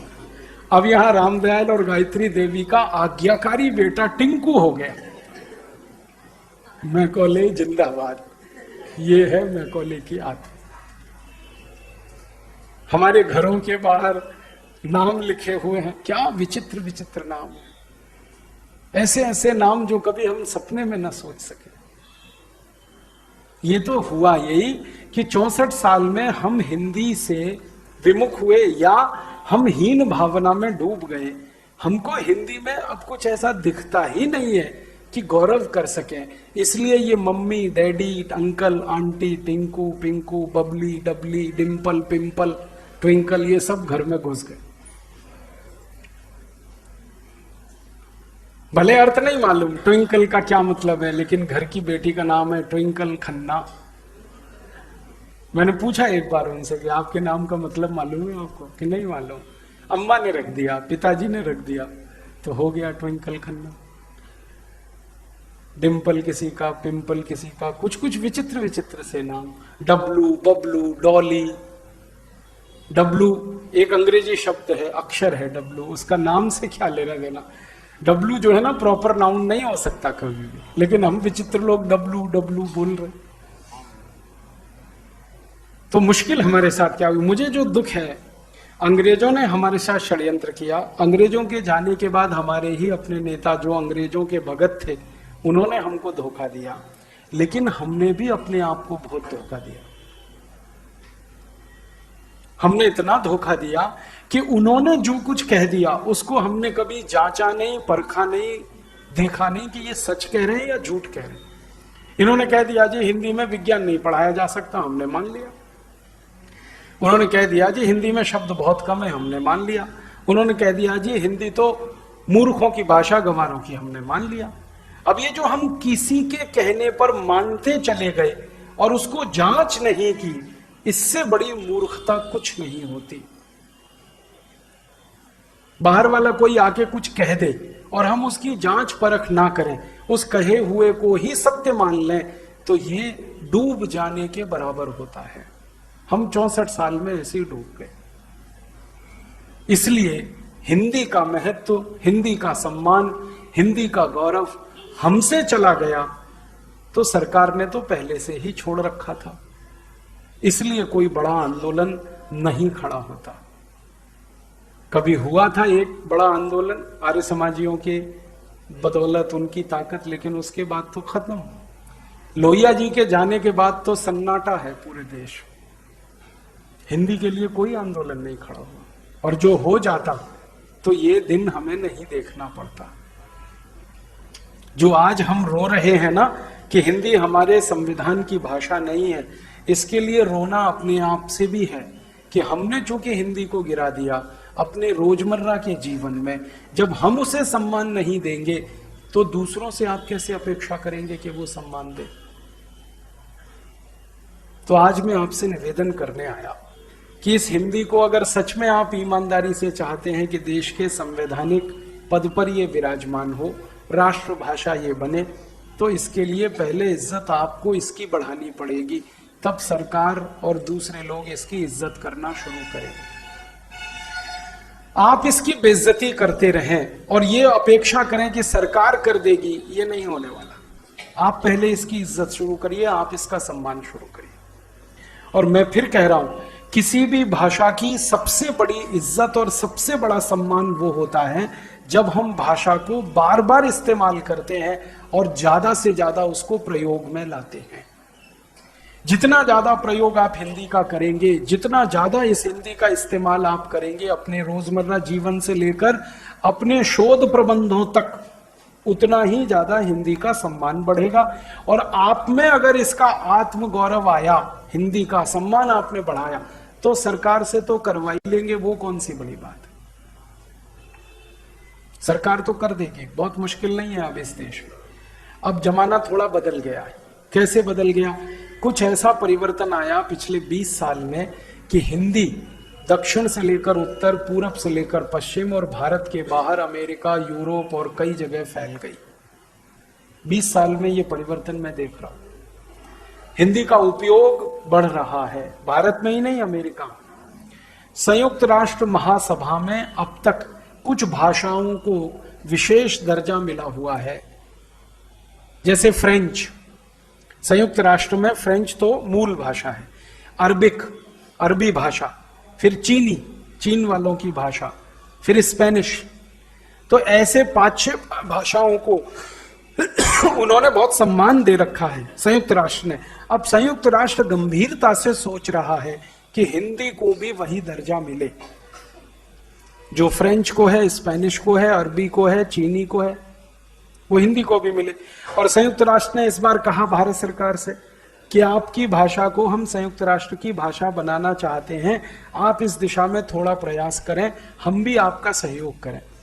तो पता है क्या कहा उन्होंने? संयुक्त राष्ट्र की संस्था है स्थायी समिति, उन्होंने भारत सरकार को एक प्रस्ताव दिया कि हर साल भारत सरकार $70 करोड़ खर्च करे, क्योंकि यहां जब हिंदी को हम फ्रेंच के स्तर पे ले आएंगे तो संयुक्त राष्ट्र में जो भी व्याख्यान और चर्चाएं होती हैं उन सबका हिंदी भाषांतर हमें सबको सुनाना पड़ेगा, जैसे वो फ्रेंच और दूसरी भाषा में सुनाते। तो वो कहते हैं इसमें $70 करोड़ का खर्च है। और इस समय संयुक्त राष्ट्र जो है ना दिवालिया हो गया। वो कहते हैं जी हमारे पास तो पैसे हैं नहीं, हमारे पास तो अपने कर्मचारियों को तनख्वाह देने के पैसे नहीं है। तो आप अगर $70 करोड़ प्रतिवर्ष हमको दे सकें भारत से, तो हिंदी का वो स्तर हो जाएगा जो वहाँ फ्रेंच का है, अरबी का है, चीनी का है, स्पेनिश का है। माने हिंदी की हैसियत संयुक्त राष्ट्र की भाषा वाली हो जाएगी। संयुक्त राष्ट्र इसको सैद्धांतिक रूप से मान चुका है, बस भारत सरकार देरी कर रही है। भारत सरकार अभी तक ये तय नहीं कर पाई है कि ये 70 करोड़ डॉलर दिए जाएं कि ना दिए जाएं। भारत सरकार का माने भारत के अधिकारी ये उसमें अड़ंगे लगा रहे हैं, कह रहे हैं जी फालतू खर्चा है, इससे कोई फायदा नहीं होने वाला है, ये अधिकारी अपनी जेब में जो डाल रहे हैं वो सब अच्छा खर्चा है, और हिंदी के लिए 70 करोड़ डॉलर खर्च हो तो ये फालतू हो गया। तो ऐसे जिन अधिकारियों ने अड़ंगे लगा रखे हैं उनको हमने चिन्हित कर लिया है, और उन पर हम इतना दबाव डाल रहे हैं कि वो 2-4 महीने में अपने इस दुराग्रह को छोड़ ही देंगे और 70 करोड़ डॉलर तो निकल ही आएगा। क्योंकि 70 करोड़ डॉलर कोई बहुत बड़ी रकम थोड़ी है। भारत के देश में जहां 11.5 लाख करोड़ का बजट हो, वहां 400-425 करोड़ रुपए बैठता है। 70 करोड़ डॉलर कौन सी बड़ी रकम? 350 करोड़ बैठता है। तो 350 करोड़ रुपए कोई बहुत बड़ी रकम नहीं है। अगर हम हर साल ये खर्च करें तो संयुक्त राष्ट्र कहता है कि आपकी भाषा को हम वो दर्जा दे देंगे जो चीनी को है, अरबी को है या फ्रेंच को है। तो सारी दुनिया में हिंदी की इज्जत बढ़ेगी। और एक बार वहां हो गया संयुक्त राष्ट्र में तो भारत में हो जाएगा, क्योंकि हम तो मैकॉले पलट है ना। हम तो तब किसी का सम्मान करते हैं जब वो विलायत से आ जाता है। हाँ, योग जब विलायत से योगा होके आया तब हमने जो है ना सम्मान करना शुरू किया। ऐसे थोड़ी करते योग का सम्मान। तो हिंदी पहले संयुक्त राष्ट्र में स्थापित होगी तब भारत सरकार मानेगी इसको कि अब तो संयुक्त राष्ट्र में हो ही गई है, तो शर्म से डूब मरना, तो इसलिए हिंदी को फिर भारत में वो स्थापित करेंगे। तो हम कोशिश कर रहे हैं कि संयुक्त राष्ट्र में जल्दी से जल्दी हिंदी को जो दर्जा देने की बात वो कह रहे हैं वो मिल जाए। संयुक्त राष्ट्र के कुछ लोगों से हमारी चर्चा हो रही पिछले कुछ 6-8 महीने से, तो उनसे मैंने पूछा कि आखिर आपको हिंदी में क्या विशेषता दिख रही है जो आप ये चाहते हैं कि संयुक्त राष्ट्र की भाषा हो। तो उन्होंने कहा, अरे हिंदी में तो उतना ही दम है जितना चीनी भाषा में। वो कहते हैं हिंदी में उससे ज्यादा दम है जितना फ्रेंच में। वो कहते हैं हिंदी में तो और भाषाओं से ज्यादा दम है। वो कहते हैं फ्रेंच तो इतनी बोली और पढ़ी नहीं जाती पूरी दुनिया में, उससे ज्यादा तो हिंदी बोली और पढ़ी जाती। तो वो मानते हैं कि हिंदी में दम है, और उसका कारण वो मानते हैं कि हिंदी का संस्कृत से जुड़ाव। वो कहते हैं ये जो संस्कृत से आपका जुड़ाव है ये आपकी ताकत है। तो संयुक्त राष्ट्र ने अब ये मान लिया और दुनिया भी धीरे धीरे मान रही है। आपको मालूम है दुनिया में कई ऐसे बड़े टेलीविजन चलाने वाली कंपनियां हैं जिन्होंने अपने विशेष हिंदी चैनल शुरू किए पिछले 20 साल। एक तो सबसे बड़ा उदाहरण दूं, चीन जो भारत का धुर विरोधी है उसने हिंदी रेडियो शुरू किया, मालूम है आपको? और चीन का हिंदी रेडियो हमारे रेडियो से अच्छा और साफ सुनाई देता है पूरी दुनिया में, सुन के देख लो। कारण जानते हैं? क्योंकि चीन की सरकार कहती है कि 100 करोड़ से ज्यादा हिंदी भाषी हैं दुनिया में, इसलिए उनका रेडियो दिन दूना रात चौगुना बढ़ रहा है, उसकी लोकप्रियता बढ़ रही है। दुनिया की सबसे बड़ी ब्रिटिश ब्रॉडकास्टिंग कॉरपोरेशन संस्था अब तक हिंदी में समाचार देती थी दिन में 1 घंटे, माने पहले तो आधा घंटे आते थे फिर 1 घंटे हुए, अब पूरा हिंदी का एक चैनल ही शुरू कर रहे हैं। थोड़े दिन में चालू होने जा रहा है 24 घंटे। अब बीबीसी हिंदी पे आ रही है। चीन ने हिंदी का रेडियो शुरू कर दिया। जर्मनी की सरकार का हिंदी रेडियो चालू है इस समय, मालूम है आपको? धुआंधार चल रहा है, खूब सुना जाता है जर्मन रेडियो जो हिंदी में आता है। फ्रांस की सरकार तैयारी कर रही है हिंदी रेडियो शुरू करने की। स्पेन में तैयारी चल रही है। तो दुनिया भर के देशों में अब हिंदी के प्रति नजरिया बदल रहा है और उनको हिंदी 100 करोड़ लोगों की भाषा दिखाई दे रही है। और दुनिया के देशों को जोड़ें तो 120, तो 120 करोड़ लोगों की भाषा को कोई अनदेखा नहीं कर सकता, क्योंकि दुनिया के कई देश इसमें समा जाएंगे, इसलिए इसकी ताकत बहुत बड़ी है। और एक तीसरी बात ये हुई है कि हिंदी बोलने समझने जानने वालों का बाजार अब दुनिया में बहुत तेजी से बढ़ रहा है, और हिंदी बोलने जानने समझने वालों की क्रय शक्ति भी बहुत तेजी से बढ़ रही है। तो बहुत बड़ी संभावना है दुनिया की कंपनियों के लिए। तो बड़ी बड़ी कंपनियों ने अपने विज्ञापन हिंदी में शुरू कर दिए। ब्रिटेन की कई बड़ी कंपनियां हैं जो हिंदी विज्ञापन कर रही हैं आजकल। अमेरिका की कई बड़ी कंपनियां हिंदी विज्ञापन कर रही हैं, और उनको ये समझ में आ रहा है कि हिंदी विज्ञापन लोगों को उनका जल्दी समझ में आता है अंग्रेजी की तुलना में। तो कंपनियों को हिंदी की ताकत पता चल गई है, सरकारों को दुनिया में हिंदी की ताकत पता चल गई है, अर्थव्यवस्थाओं में जो हर समय काम में लगे रहने वाले अर्थशास्त्री हैं उनको हिंदी की ताकत का अंदाजा हो गया। दुनिया के अर्थशास्त्री कह रहे हैं कि खाली हिंदी भाषा के आधार पर भारत का आर्थिक मूल्यांकन किया जाए तो भारत 450 से 500 लाख करोड़ रुपए वाला देश है। ये अर्थशास्त्री अब मान रहे हैं। तो अर्थशास्त्र की भाषा में हिंदी मजबूत हो रही है, दुनिया के सरकारों की नजरों में हिंदी मजबूत हो रही है, संयुक्त राष्ट्र में हिंदी मजबूत हो रही है। क्यों? क्योंकि हिंदी बोलने वालों की संख्या धीरे धीरे लगातार बढ़ रही है।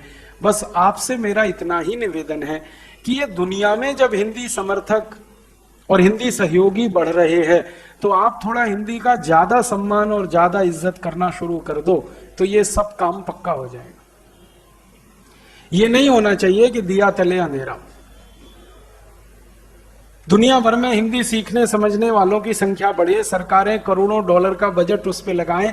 जर्मनी की सरकार ने तो विशेष संस्थान बनाना शुरू कर दिया, अरबों डॉलर का बजट है कि जो हिंदी सीखे और सिखाएं, संस्कृत सीखें और सिखाएं।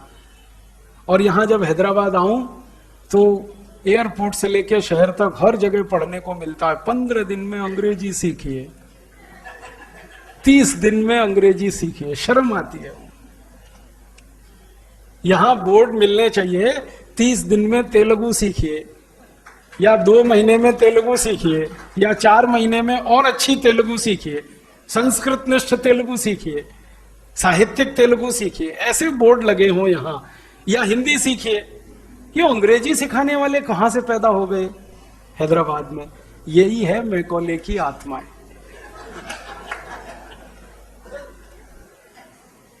इन मैकॉले आत्माओं से पिंड छुड़ाओ, अपना और इस समाज का। तो पिंड कैसे छूटेगा? इसके रास्ते हैं कि ये जितनी मैकॉले आत्माएं हैं इनसे असहयोग करो और इनका बहिष्कार करो। इनको अपने किसी सम्मान समारोह में मत बुलाओ और इनका कोई सम्मान मत करो और इनसे कोई रिश्ता मत रखो। आपके घर में शादी है, अपने घर का निमंत्रण उनको मत दे के आओ जो मैकॉले मानस पुत्र। मत बुलाओ उनको अपने घर, और उनके घर आप मत जाओ। देखो कैसे सुधरते हैं ये सब अल्पमत में हो जाएंगे थोड़ी ही देर में। आप देख लेना, जैसे ही आपने इनसे रिश्ता तोड़ा और इनसे मुख मोड़ा, ये सब तो अल्पमत में आ जाएंगे। इनकी जड़ें तो आपके पानी से सिंचित हो रही हैं, आपने इनकी जड़ों में पानी देना बंद किया, ये तो सूख जाएंगे, सबके सब मर जाएंगे। चिंता मत करो, जैसे मैकॉले मर गया वैसे ये भी मर जाएंगे। आप बस इनसे रिश्ता और व्यवहार अपना कम कर दो तो इनकी अकल ठिकाने आ जाएगी। अब शुरू कहां से करना? छोटी छोटी बातें। आपके घर कोई निमंत्रण पत्र लेके आए बेटे या बेटे की शादी का, बेटे या बेटी की शादी का, और अगर वो अंग्रेजी में है उसी के सामने फाड़ के फेंक दो। देखो क्या असर होता है। मैंने किया, ये मैंने किया। एक बहुत इस देश के बहुत बड़े पूंजीपति जिनका नाम मैं नहीं लूंगा, वो आए अपनी बेटी की शादी का निमंत्रण देने हरिद्वार पतंजलि योग पे। अंग्रेजी का निमंत्रण पत्र मैंने फाड़ दिया। कहने लगे ये क्या किया आपने? मैंने कहा मुझे अंग्रेजी आती नहीं, मेरे लिए तो ये काला अक्षर भैंस बराबर, पढ़ू ना क्या? कहने लगे आपको नहीं आती? मैंने कहा नहीं आती। कि मैं पढ़ के सुनाऊं? मैंने कहा तो फिर सुनूंगा नहीं, मैं बंद कर लूंगा अपने काम, मुझे सुनना नहीं। कहने लगे तब आप शादी में नहीं आएंगे? मैंने कहा फाड़ने का मतलब ही ये है कि मैं नहीं आऊंगा। कहने लगे स्वामी जी, मैंने कहा उनको भी नहीं जाने दूंगा। परिणाम जानते हैं क्या हुआ? जब उनको मैंने कहा कि स्वामी जी को भी नहीं जाने दूंगा, कहने लगे कैसे रोकोगे? मैंने कहा सत्याग्रह करूंगा। तब वो लौटे, फिर उन्होंने हिंदी में निमंत्रण बनाया, फिर मुझे देने आए, स्वामी जी को भी दिया। तब स्वामी जी ने उनको आशीर्वाद दिया, हम भी गए उनकी शादी। एक झटके में ठीक हो गए वो, सारा अंग्रेजी गुरूर उनका निकल गया। होता क्या है कि हम चूंकि विरोध नहीं करते, इसलिए सामने वाले को लगता है कि सब अच्छा है जो हम कर रहे हैं।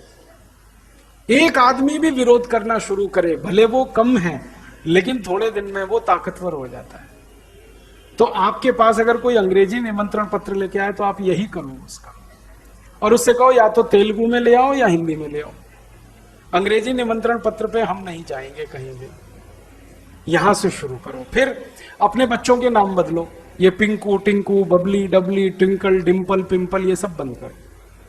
अच्छे अच्छे हिंदी में नाम है, संस्कृत में बहुत अच्छे नाम है, वो सब नामों से बच्चों को बुलाओ। इसके लिए थोड़ा अभ्यास करना पड़ेगा, क्योंकि जवान पे चढ़ गया टिंकू, उतरने में देर लगेगी, लेकिन प्रयास के साथ आप करोगे तो थोड़े दिन में उतर जाए। और बच्चों को समझाओ कि आपका जो व्यक्तित्व है वो टिंकू नहीं है, वो कुछ भी है, राम है, श्याम है, मोहन है, कृष्ण है, जो भी है, टिंकू तो नहीं है। तो बच्चे भी समझेंगे, आप भी करोगे। तो नाम अपने सब हिंदी में, तेलुगु में, संस्कृत में, और आपके घर में आने वाले निमंत्रण पत्र सब तेलुगु, हिंदी आदि आदि, संस्कृत वगैरह वगैरह।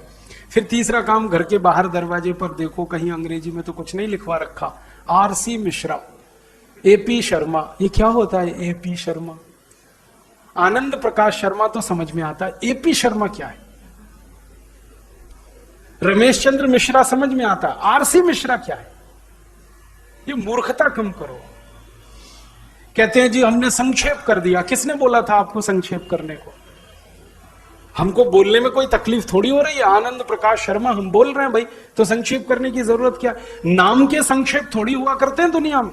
नाम जो है ना, एक ऐसी संज्ञा है जिसका संक्षिप्तीकरण नहीं होता, और नाम एक ऐसी संज्ञा है जिसको बदल नहीं सकते आप। वो जो है सो है। आनंद प्रकाश है तो है, राम प्रकाश है तो है, लक्ष्मण प्रकाश है तो है। अब इसका संक्षेप मत करो। लक्ष्मण प्रकाश का एलपी मत करो, आनंद प्रकाश का एपी मत करो, रमेश चंद्र का आरसी मत करो। घर के बाहर जितने आपके बोर्ड लगे नाम पट, इनको ठीक कर लो, यहां से शुरू करो। चौथा काम क्या करना? इज्जत बढ़ानी है हिंदी की। अपने हस्ताक्षर हिंदी में करो। पत्र लिख रहे हो तो हिंदी में लिखो, पता लिख रहे हो तो हिंदी में लिखो। कई महानुभाव हैं पत्र तो हिंदी में लिखते, पता जरूर अंग्रेजी में लिखेंगे, और पत्र भी हिंदी में, पता भी हिंदी में, लेकिन हस्ताक्षर जरूर अंग्रेजी में करेंगे। क्या मोह है, ऐसा मोह, हस्ताक्षर अंग्रेजी में हर समय। ये मोह को छोड़ो, क्योंकि इज्जत बढ़ानी है आपको हिंदी की, तो हस्ताक्षर हिंदी में करो। बहुत अच्छा होगा तेलुगु में करो, हिंदी की बहन तो है।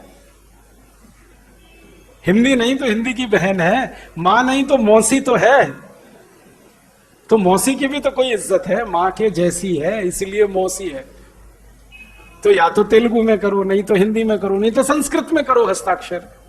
और अभी भारत सरकार के कुछ प्रयास हुए हैं जिसके आधार पर हर बैंक हिंदी हस्ताक्षर किए चेक को स्वीकार करने के लिए उत्तरदायी है, मना नहीं कर सकता। मना करेगा तो बैंक का लाइसेंस रद्द। तो इसका फायदा उठाओ। हर बैंक आपका हिंदी चेक हस्ताक्षर वाला स्वीकार करेगा, हिंदी में लिखा हुआ चेक भी स्वीकार करेगा, ड्राफ्ट भी हिंदी में लिखा हुआ। तो आप अपने हस्ताक्षर हिंदी कर दो। बैंक में हस्ताक्षर का नमूना बदल दो। अगर कभी पहले अंग्रेजी हस्ताक्षर कर दिए, गलती हो गई, अब ठीक कर लो। नमूना बदलने के लिए बैंक आपको समय देता है, मोहलत देता है। तो अपने जीवन में छोटी छोटी चीजों से शुरू करो। और फिर एक चीज करो कि ज्यादा से ज्यादा हिंदी शब्द आपके भंडार में हो। भंडार माने दिमाग में। इसके लिए हर दिन कुछ नए हिंदी शब्द सीखो और उनके उपयोग करो। भाषा की ताकत, मैं बार बार कह रहा हूं, उपयोग से तय होती है। जितना ज्यादा उपयोग करोगे भाषा उतनी मजबूत होगी। तो हिंदी का ज्यादा से ज्यादा उपयोग हो तो ज्यादा से ज्यादा शब्द आपको आने चाहिए, तो शब्दों का भंडार बड़ा करो। हम कभी ईमानदारी से ये लिखें कि हमें कितने हिंदी शब्द मालूम है, तो शायद 500 से 1000 में सबकी गिनती खत्म हो जाएगी, जबकि शब्दों की संख्या 80 लाख से ज्यादा है। तो सीखो नए नए हिंदी शब्द, और उसको सीखने के लिए आप पुस्तकों का सहारा लो। देखो, शब्द नए सीखना तो सबसे अच्छा तरीका है पुस्तकें पढ़ना। पुस्तकें ज्यादा से ज्यादा हिंदी की पढ़ो तो नए नए शब्द आपके भंडार में आते ही जाएंगे, आते ही जाएंगे। जो पुस्तकें आपको पसंद हैं, जैसे किसी को कहानी की पुस्तकें पसंद है वो पढ़ो, किसी को कविता वाली तो वो पढ़ो, किसी को उपन्यास पसंद है वो पढ़ो, किसी को आर्थिक विषय की पुस्तकें पसंद है वो पढ़ो, हिस्ट्री माने इतिहास की तो वो पढ़ो। पुस्तकें ज्यादा से ज्यादा पढ़ोगे शब्द भंडार बढ़ता ही जाएगा, और जितने ज्यादा शब्द आपके पास होंगे उतनी ज्यादा मजबूती भाषा की आप में होगी, और आप फिर उसका ज्यादा सम्मान करेंगे और फिर दूसरा आपसे ज्यादा सम्मान करेगा उसका। और एक दो छोटे छोटे काम आप कर सको अपने जीवन में तो बहुत अच्छा है। कि आपने कोई प्रतिष्ठान बनाया, माने कोई आपका व्यापारिक केंद्र है, प्रतिष्ठान है, कोशिश करो कि उसके नाम भी हिंदी में आ जाए, जितना ज्यादा से ज्यादा संभव, नहीं तो तेलुगु में आ जाए। तो आपके प्रतिष्ठान का नाम, फिर आपके घर का नाम, कई लोग घर का नाम रखते हैं, तो घरों के नाम भी हमारे सब हिंदी में आ जाएं, प्रतिष्ठान के नाम सब हिंदी में आ जाएं, बच्चों के नाम हिंदी में आ जाएं, पड़ोसियों परिवारों को संबोधन हमारे सारे हिंदी में आ जाएं। इसमें बिल्कुल शर्म मत महसूस करो कि अंकल की जगह किसी को भी चाचा कहो, काका कहो, कोई शर्म की बात नहीं। काका बहुत सम्मानजनक शब्द है, चाचा बहुत सम्मानजनक शब्द, ताऊ कहो, मामा कहो, मौसा कहो, जो कहना है कहो। ये अंकल के चक्कर में, आंटी के चक्कर में, ये सब हटाओ अपने जीवन। और कुछ ऐसे फालतू अंग्रेजी शब्द हमने जबरदस्ती अपनी जिंदगी में लगा रखे हैं जिनका कोई मतलब नहीं, हमें भी नहीं मालूम। मदर इन लॉ, ये नहीं कहते ये सासू माँ है, कहते मदर इन लॉ। अभी मदर इन लॉ कौन सी है, इधर वाली है उधर वाली है, कौन सी है पता तो चले। फादर इन लॉ पता ही नहीं, इधर वाले उधर वाले। ब्रदर इन लॉ तो बड़ा घोटाला है, वो साला भी है जीजा भी है। हिंदी में साला जीजा दोनों विरोधी हैं। साला माने पत्नी का भाई, जीजा माने बहन का पति। अंग्रेजी में दोनों एक ही हैं, ब्रदर इन लॉ। क्योंकि अंग्रेजी में रिश्तों को अलग अलग करने के शब्द ही नहीं है, क्योंकि रिश्ते ही नहीं है, क्योंकि परिवार नहीं है, क्योंकि शादी नहीं है। जहां शादी नहीं, जहां परिवार नहीं, वहां रिश्ते नहीं, वहां रिश्तों के अलग अलग नाम नहीं। ये तो भारत है जहां पर शादी है, परिवार है, रिश्ते हैं, तो रिश्तों के अलग अलग नाम है। तो हर जगह आप छोटा छोटा प्रयास करना शुरू करोगे तो बड़े बड़े काम इसमें से हो जाएंगे। आप ऐसे ही संकल्प ले लो जैसे महात्मा गांधी ने 29 मार्च 1918 को लिया। उन्होंने कहा कि दुनिया को कह दो कि मोहनदास करमचंद गांधी अंग्रेजी भूल गया। बस आप भी कह दो दुनिया को कि हम अंग्रेजी भूल गए। हमको हिंदी मालूम है, तमिल मालूम है, तेलुगु मालूम है, कन्नड़ मालूम है, संस्कृत मालूम है, हिंदी अंग्रेजी सब मालूम, अंग्रेजी भूल गए हम, नहीं आती हमको, बात खत्म। और इसमें कोई शर्म की बात नहीं है। हमको अंग्रेजी नहीं आती तो क्या किसी अंग्रेज को हिंदी नहीं आती, तो बराबर हो गए कि नहीं। हम अपने बच्चों को मार मार के जो अंग्रेजी सिखा रहे हैं, आप एक बार लंदन का भ्रमण कर लो, इंग्लैंड चले जाओ और वहां देखो कि कौन माँ बाप अपने बच्चे को मार मार के हिंदी सिखा रहा है। एक भी अंग्रेज अगर मिल जाए आपको जो बच्चों को मार के हिंदी सिखा रहा हो, तो उसी दिन से मैं अंग्रेजी छोड़ दूंगा, हिंदी के बाद अंग्रेजी में लग जाऊंगा। एक अंग्रेज ले आओ ढूंढ के जो बच्चों को मार के हिंदी सिखाता हो। जब अंग्रेज अपने बच्चों को मार के हिंदी नहीं सिखा रहे, तो आप अपने बच्चों को अंग्रेजी क्यों सिखा रहे हो मार मार के। तो आप फिर वही गलतफहमी के शिकार। अंग्रेजी अंतरराष्ट्रीय भाषा बिल्कुल नहीं है। दुनिया में 200 देश हैं, उनमें से सिर्फ 11 देशों में ही अंग्रेजी है, और वो भी इंग्लैंड के गुलाम थे इसलिए अंग्रेजी है। ऑस्ट्रेलिया, न्यूजीलैंड, कनाडा, ब्रिटेन, फिर भारत, बांग्लादेश, पाकिस्तान, ये तो सब एक ही है ना। ऐसे 11 देशों में, वेस्ट इंडीज में अंग्रेजी है। तो जहां अंग्रेज थे अफ्रीका में अंग्रेजी है, बाकी कहीं नहीं है। फ्रांस में फ्रेंच है, जर्मनी में जर्मन है, स्वीडन में स्वीडिश है, और आप डेनमार्क में जाओ तो डेनिश है। सबसे छोटा देश डेनमार्क, वहां भी डेनिश है। सबसे छोटी भाषा है दुनिया की। 70 लाख लोगों का देश है डेनमार्क, अपनी भाषा नहीं छोड़ी उन्होंने। डेनमार्क में आप जाएंगे तो हर इंजीनियरिंग कॉलेज की पढ़ाई डेनिश में कराते हैं, मेडिकल कॉलेज की पढ़ाई डेनिश में कराते हैं। वो 70 लाख का देश मुश्किल से। वो कहते हैं भाषा अगर हमने छोड़ी तो सब छूट जाएगा हमारा। तो उनका आग्रह अगर इतना प्रबल है कि 70 लाख की आबादी वाले देश के लोग डेनिश में सब कर रहे हैं, तो 120 करोड़ की आबादी वालों को तो और ज्यादा गर्व होना चाहिए। तो आप मत छोड़ो इस हिंदी को। रोज की बोलचाल में हिंदी, सामान्य व्यवहार में हिंदी, खास व्यवहार में भी हिंदी। खास व्यवहार माने आप शोध प्रबंध लिख रहे हैं, कोई बहुत बड़े मूल चिंतन के विषय पर काम कर रहे हैं, वहां भी आग्रह रखो हिंदी। और एक छोटी सी आखिरी बात कि हिंदी का प्रयोग करते समय आप जितना ये ध्यान रखोगे कि सरल शब्द और छोटे वाक्य, सरल शब्द छोटे वाक्य जितना आप ज्यादा से ज्यादा उपयोग में लाओगे, बोलना है, लिखना है, कहना है, उतनी ही हिंदी की लोकप्रियता बढ़ती जाएगी। ये हिंदी का कुछ नुकसान हमारे ऐसे मित्रों ने भी किया है जो क्लिष्ट क्लिष्ट शब्दों का इस्तेमाल करते हैं, जबरदस्ती फालतू का अहंकार मन में पाल रखा है। भारी शब्द होना चाहिए, सामने वाले के समझ में ना आए, करोगे क्या उस भारी शब्द का? कई बार अपने समझ में नहीं आता, तो ये भगवान के लिए मत करो। देखो, ईश्वर के बारे में ये कहा जाता है कि ईश्वर जो है ना, सीधी सच्ची बात को सबसे जल्दी सुनता है। ठीक है, तो सामने वाला भी सीधी सच्ची बात को सबसे जल्दी सुनता है। जो ईश्वर करता है वही सब करते हैं। तो आपके सामने कोई व्यक्ति है, बोल रहे हो तो सुनने वाला है, लिख रहे हो तो पढ़ने वाला है, और पढ़ा रहे हो तो कोई पढ़ने वाला है। ये तीनों कैटेगरी के, तीनों श्रेणी के लोग सरल शब्द, छोटे वाक्य जितने कहोगे, जितने उपयोग करोगे, उतनी ही भाषा आपकी लोकप्रिय होगी। और भाषा की लोकप्रियता माने आपने बोला, उसने कहना शुरू कर दिया, उसने कहा फिर उसने कहना शुरू कर दिया, उसने कहा फिर उसने, ये लोकप्रियता। और ये लोकप्रियता जितनी बढ़ेगी हिंदी की, बहुत जल्दी हिंदी संवैधानिक पद पर आ जाएगी। आप बिल्कुल चिंता मत करो। और अब हमने तो संकल्प ले लिया, भारत स्वाभिमान एक अभियान शुरू हुआ सारे देश में, परम पूजनीय स्वामी रामदेव जी के नेतृत्व में। तो हमने 64 काम करने का संकल्प लिया है। उसमें से एक काम है कि भारत की पूरी शिक्षा व्यवस्था में से अंग्रेजी को निकाल बाहर करेंगे, और हर शिक्षा के पाठ्यक्रम में मातृभाषा होगी या राष्ट्रभाषा होगी। ये हमारा संकल्प है, हम तो करने ही वाले हैं। और 4-5 साल बाद ये होने वाला है। तो 4-5 साल बाद जब ये हो जाएगा, उसके लिए मैं आपको अभी से तैयार कर रहा हूं। नहीं तो अचानक से हुआ तो आप ही बौखला जाओगे।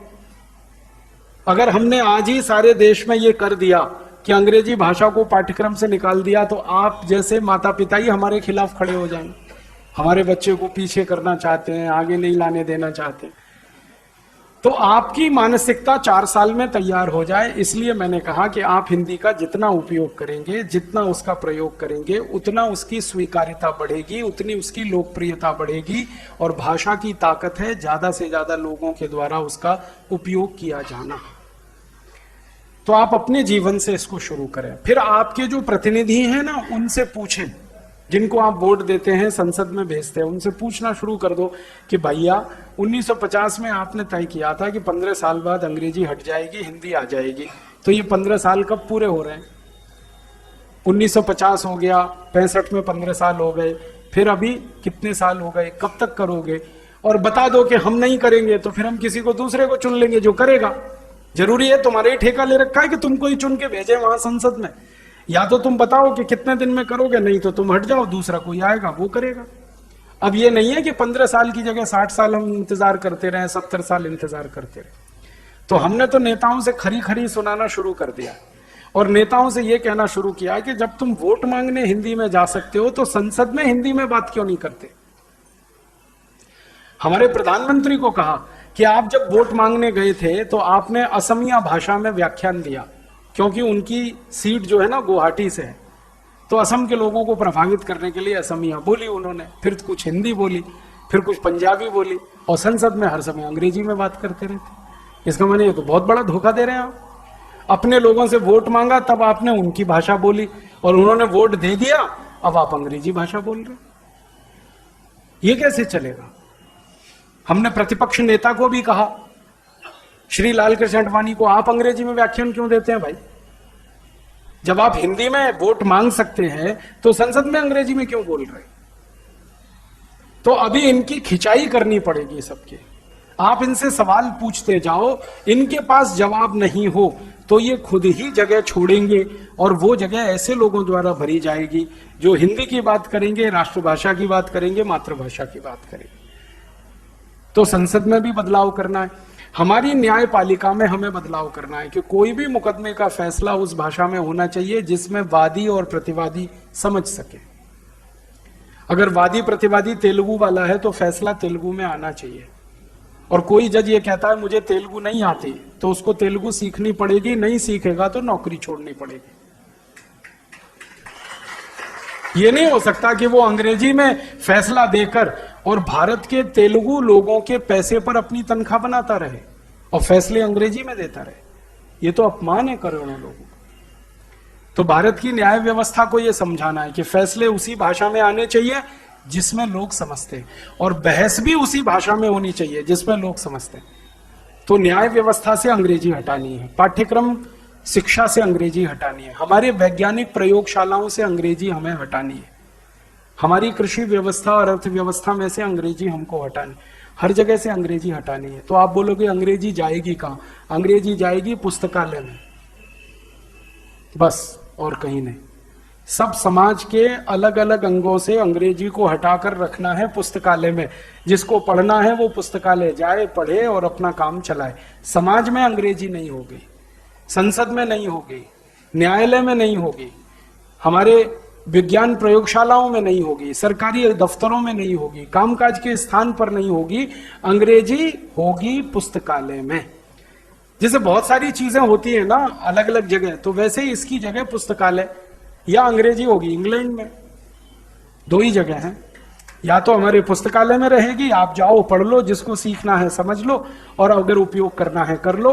भाषा के स्तर पर हमारी उससे दुश्मनी नहीं है, लेकिन वो हमारे व्यवहार में नहीं होगी। व्यवहार में हमारी मातृभाषा रहा।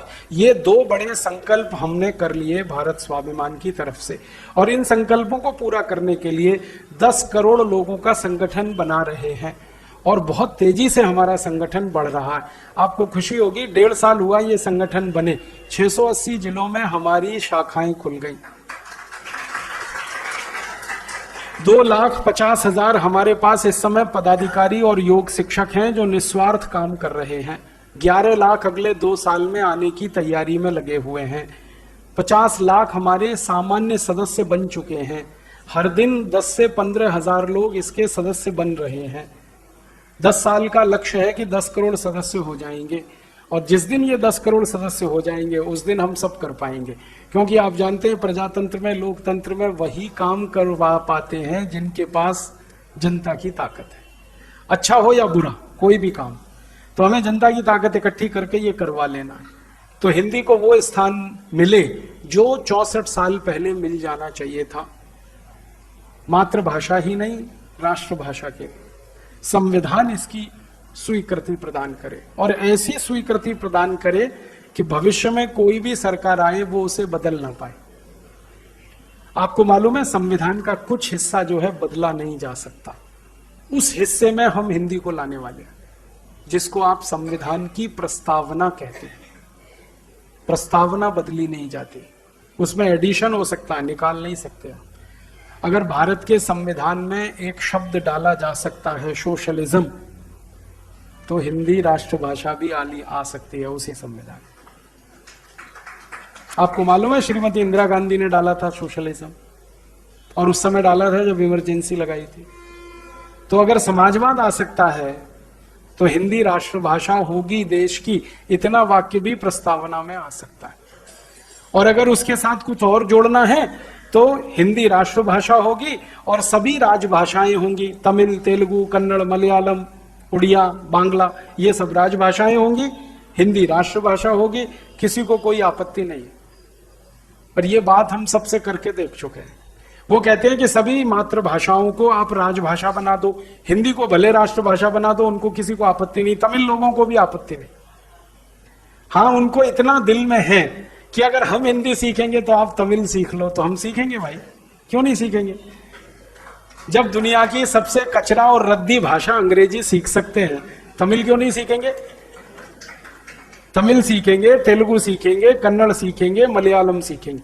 और हम जो स्कूल तय कर रहे हैं ना भाषा के लिए, वो ये कि पूरे भारत में हर विद्यार्थी को कम से कम 3 भाषा बचपन से सिखाई जाएंगी। एक तो उसकी मातृभाषा, वो तो सीखेगा ही स्वाभाविक, और दो भाषाएं ऐसी, एक उसकी राष्ट्रभाषा, मातृभाषा, राष्ट्रभाषा। अब जैसे आंध्र के बच्चे सब तेलुगु सीखेंगे, हिंदी सीखेंगे, और एक सीखेंगे पड़ोसी राज्य की भाषा।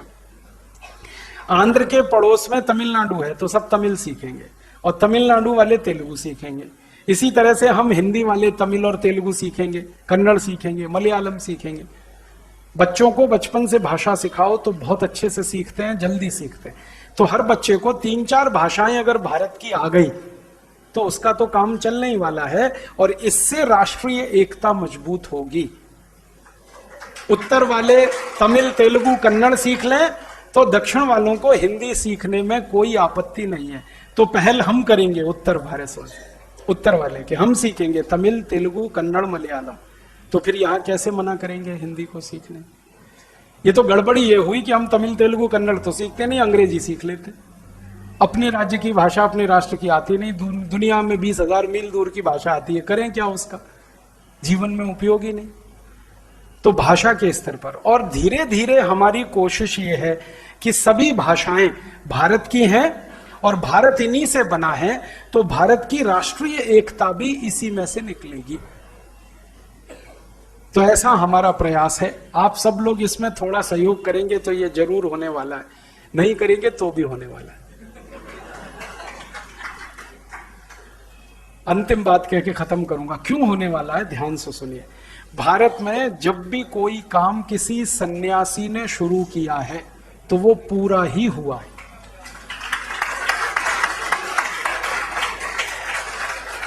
भारत एक ऐसा आध्यात्मिक देश है कि जहां सन्यासी कोई काम शुरू करे तो ईश्वर भी उसको पूरा कराता है। 3 उदाहरण देता हूं। हमारे देश में उस दौर में जब अंग्रेजों का साम्राज्य सारा छाया हुआ था, तब एक सन्यासी परम पूजनीय स्वामी दयानंद सरस्वती ने प्रयास किया देश की आजादी के लिए, स्वतंत्रता के लिए। हमें इतिहास के दस्तावेज जो मिले उनको देखकर हैरानी होती है। अभी थोड़े दिन से मैं कुछ इतिहास के दस्तावेज पढ़ रहा हूं तो पता चला झांसी की रानी लक्ष्मीबाई को अंग्रेजों से लड़ने की प्रेरणा परम पूजनीय स्वामी दयानंद सरस्वती ने दी। झांसी की रानी लक्ष्मीबाई तो हार के, निराश होके, उदास होके बैठ गई थी, महल से बाहर चली गई। महल छीन लिया अंग्रेजों ने, पति छीन लिया ईश्वर ने, विधवा हो गई, अंग्रेजों ने संपत्ति छीन ली, कुछ बचा नहीं। तो एक बहुत छोटे से घर में झांसी के बाहर उसने विधवा का जीवन बिताना शुरू किया। उस समय परम पूजनीय स्वामी दयानंद सरस्वती की प्रेरणा उसको हुई और उसने तलवार उठाई, और वही प्रेरणा फिर तात्या टोपे को हुई, उन्होंने तलवार उठाई। नाना साहब पेशवा को हुई, वासुदेव बलवंत फड़के को हुई, और ऐसे 7,32,780 क्रांतिकारियों को एक ही तरह की प्रेरणा हो गई। सन्यासी का संकल्प और क्रांतिकारियों उस संकल्प से मिली प्रेरणा, और लड़के आजाद करा लिया देश को। तो सन्यासी का संकल्प ऐसे पूरा होता है। एक और सन्यासी हुए समर्थ गुरु रामदास, महाराष्ट्र में। उस समय औरंगजेब का शासन था पूरे भारत पर। औरंगजेब बहुत अत्याचारी, क्रूर राजा था, आप सभी जानते हैं। हिंदुओं को मारना, पीटना, मुसलमान बनाना। हिंदुओं के जनेऊ काटता था, जनेऊ ना कटवाए कोई तो गर्दन काटता। बहुत अत्याचार किया। उस अत्याचारी औरंगजेब को खत्म होना चाहिए, ये पहला संकल्प था समर्थ गुरु रामदास का। और सन्यासी ने संकल्प लिया तो देखो परमपिता परमात्मा ने 2 महान आत्माएं इस देश में भेज दी। एक थे गुरु गोविंद सिंह उत्तर भारत में, एक थे छत्रपति शिवाजी दक्षिण भारत में। दोनों ने अंग्रेजों से लड़ा। आपको मालूम है गुरु गोविंद सिंह वो सिखों के 10वें गुरु थे जिनके बच्चों को दीवार में चिनवा दिया गया औरंगजेब के द्वारा, लेकिन उन्होंने लड़ाई नहीं बंद की, संघर्ष बंद नहीं किया। और एक दिन वो संघर्ष फला। 1707 में औरंगजेब का शासन पूरे भारत से खत्म हो गया और 1707 में औरंगजेब मर गया। अब मैं हैरान होता हूं बार बार ये सोचकर कि 300 साल का मुगल शासन 2 क्रांतिवीरों ने खत्म करा दिया, छत्रपति शिवाजी और गुरु गोविंद सिंह। ये कैसे संभव है? ये परमपिता परमात्मा की कृपा हो तो संभव है। और ये परमपिता परमात्मा की कृपा कैसे हुई? एक सन्यासी का संकल्प था, इसलिए। एक और सन्यासी हुए हमारे देश में, स्वामी रामानंद तीर्थ। आपको मालूम है हैदराबाद आजाद कराने का संकल्प उन्हीं का था सबसे पहला। क्योंकि निजाम तो बोलता था कि मैं तो पाकिस्तान लेके जाऊंगा इसको। जूनागढ़ का नवाब कहता था मैं भी पाकिस्तान जाऊंगा अपने राज्य को लेकर। गोवा गुलाम था पुर्तगालियों का, जूनागढ़ हैदराबाद गुलाम था अपने अपने नवाबों का। उस समय स्वामी रामानंद तीर्थ ने संकल्प लिया कि भारत अगर आजाद है तो भारत की इंच इंच जमीन आजाद होनी चाहिए। अब देखो स्वामी रामानंद तीर्थ ने संकल्प लिया, भगवान ने सरदार वल्लभ भाई पटेल को देश का गृह मंत्री बना दिया। वो भगवान की कुछ लीला थी, वरना उनको तो प्रधानमंत्री बनना था इस देश का, लेकिन बन गए वो गृह मंत्री। गृह मंत्री बनते ही उन्होंने जो प्रयास किए, जूनागढ़, हैदराबाद, गोवा, ट्रावनकोर, भोपाल, ऐसी 565 रियासतें भारत में मिली और भारत सच में आजाद हुआ। मेरा कहना है कि जब जब सन्यासी संकल्प करते हैं ऐसा होता है। अब एक सन्यासी है स्वामी रामदेव जी, उन्होंने संकल्प ले रखा है कि भारत में स्वदेशीकरण होना चाहिए, भारतीयता होनी चाहिए, अंग्रेजी हटनी चाहिए, अंग्रेजों के कानून हटने चाहिए, भ्रष्टाचार खत्म होना चाहिए, गरीबी, भुखमरी, बेकारी खत्म होनी चाहिए, बीमारियां खत्म होनी चाहिए। ऐसे उन्होंने संकल्प ले रखा। 1857 में हम परम पूजनीय स्वामी दयानंद जी के साथ थे, अब स्वामी रामदेव जी के साथ हैं। दोनों एक ही परंपरा के सन्यासी, और सन्यासी का संकल्प भारत में हमेशा पूरा हुआ है, तो ये भी पूरा होगा। इसलिए मैंने कहा आप सहयोग करें तो अच्छा है, नहीं करेंगे तो भी होगा। और जब हो जाएगा तब आपको अफसोस होगा, अरे हमने क्यों नहीं इसमें सहयोग किया। तो अफसोस ना करना पड़े 4 साल बाद, इसलिए आप इसमें सहयोग करें। ये काम तो होने वाला है। और कई बार मैं ये सोचता हूं कि ये शायद ईश्वर की योजना है, हम तो निमित्त मात्र हैं। ईश्वर चाहता है कि अब भारत का भला हो, अच्छा हो, क्योंकि बहुत बुरा हो चुका है अब तक। हर देश के इतिहास में एक दौर ऐसा आता है कि जब वो देश बिल्कुल नीचे गिर जाता है, फिर इतिहास में चक्र घूमता है, फिर वो देश ऊपर उठता है। तो अब ऐसा समय आया कि भारत को ऊपर उठना है, तो ईश्वर ने ये योजना बनाई, एक सन्यासी को भेज दिया, अब हम सबको इकट्ठा कर दिया उसके साथ। और अच्छी बात ये हो रही है कि वो सन्यासी के साथ और भी बहुत सारे सन्यासी इकट्ठे हो रहे हैं। ये भारत स्वाभिमान अभियान में पता है इस समय परम पूजनीय स्वामी रामदेव जी तो मुख्य सेनापति हैं, 70 और सन्यासी इसमें जुड़ चुके हैं, ये मालूम है आपको। परम पूजनीय स्वामी सत्यमित्रानंद गिरी, भारत माता मंदिर वाले, वो इसमें जुड़ चुके। परम पूजनीय स्वामी अवधेशानंद गिरी, महामंडलेश्वर, वो इसमें जुड़ चुके। परम पूजनीय स्वामी गोविंद देवगिरी, वो इसमें जुड़ चुके। परम पूजनीय स्वामी जयेंद्र सरस्वती, कामकोटि कांचीपुरम, वो इसमें जुड़ चुके। परम पूजनीय मुरारी बापू, वो इसमें जुड़ चुके। परम पूजनीय सुधांशु जी महाराज, वो इसमें जुड़ चुके। परम पूजनीय प्रणव पंड्या, गायत्री परिवार, वो इसमें जुड़ चुके हैं। 70 ऐसे बड़े बड़े संत तो जुड़ चुके हैं। शायद अगले 4 साल में 100-150 और जुड़ेंगे। और एक दिन मैंने सोचा कि ये सारे संत अगर देश में घूम गए तो क्या मुश्किल है। एक दिन मैंने ये सब संतों के भगतों को जोड़ना शुरू किया कि इनके भगत कितने, तो 50 करोड़ से ज्यादा तो इनके भगत हैं देश में। अगर ये सारे संत एक स्वर से एक बात कह देंगे तो 50 करोड़ लोगों के लिए तो पत्थर की लकीर है वो। तो मुश्किल क्या है, जिस देश के 50 करोड़ लोग एक तरफ हो जाए वहां तो कुछ भी संभव है। संसद बदल जाएगी, संविधान बदल जाएगा, कानून बदल जाएंगे, क्योंकि संविधान बदलने के लिए जितनी ताकत चाहिए 50 करोड़ लोग तो बहुत होते हैं। 411 सांसद अगर आपके पास हैं तो आप संविधान बदल सकते हैं, कानून बदल सकते हैं, भाषा अंग्रेजी को हमेशा के लिए दफन कर सकते हैं, कोई चू नहीं करेगा देश में। हिंदी को जहां बिठाना है राष्ट्रभाषा के रूप में वहां बिठा सकते हैं, हर काम हम कर सकते हैं। तो ये सन्यासी भी अब इकट्ठे हो रहे हैं और आप भी इकट्ठे हो रहे हैं, सन्यासी भी इकट्ठे हो रहे हैं। तो हम सब इकट्ठे होकर अब भारत का भला कर ही लेंगे, क्योंकि ईश्वर भी यही चाहता है और आने वाला समय यही बता रहा है। क्योंकि शुरू हुआ है सारी दुनिया में एक खेल जो ईश्वर का किया हुआ है, मुझे तो ऐसा लगता है। जिस अमेरिका ने हमारी गुलामी को पक्का किया था, विंस्टन चर्चिल और क्लेमेंट एटली को पत्र लिख के कि भारत को वेस्टर्न ऑर्बिट में ही रखना है, वो अमेरिका अब धीरे धीरे नीचे आ रहा है। अमेरिका की अर्थव्यवस्था, अमेरिका की राजनीति, अमेरिका की प्रशासनिक व्यवस्था सब धीरे धीरे कमजोरी की तरफ बढ़ रही है। अमेरिका देश पूरा का पूरा कमजोर हो रहा है। उनके लोगों का जो हेकड़ी और अहंकार था वो सब निकल रहा है धीरे धीरे। और आज अमेरिका जैसे देश को भारत की चिरौरी करनी पड़ रही है न्यूक्लियर बिल पास कराने के लिए कि हमारी कंपनियों को भारत में आने दो, नहीं तो हम भूखे मरने वाले। तो अब अमेरिका नीचे आएगा तो यूरोप और नीचे आएगा। यूरोप के कई देश दिवालिया हो चुके हैं, आपको मालूम है। उन्होंने ऊपर से ढपोर शंखी अपना आवरण ओढ़ रखा है, अंदर से सब दिवालिया। ब्रिटेन दिवालिया हो चुका है, ग्रीस पूरा दिवालिया हो चुका है, स्पेन की हालत बहुत खराब है, पुर्तगाल और बुरी हालत में है। 23 देश यूरोप के लगभग दिवालिया हो चुके हैं, अमेरिका लगभग दिवालिया है। आज अमेरिका इतना कर्जदार है कि चीन देश अगर अमेरिका से कल ये कह दे कि मेरे सारे पैसे वापस कर दो, अमेरिका की एक एक पाई बिक जाएगी और वो चीन का कर्जा नहीं चुका पाएगा। चीन ने खरीद लिया पूरे अमेरिका को, इतना बुरा हाल है अमेरिका का। तो अमेरिका जाएगा नीचे, यूरोप जाएगा नीचे, तो पक्की बात है भारत आएगा ऊपर, क्योंकि एक पूरब है एक पश्चिम है। पश्चिम नीचे आएगा तो पूरब ऊपर आएगा। और पहले भी ऐसा ही था, एक जमाने में पूरब ऊपर था तो ये पश्चिम बिल्कुल गर्त में था। अब फिर वही चक्र चल रहा है।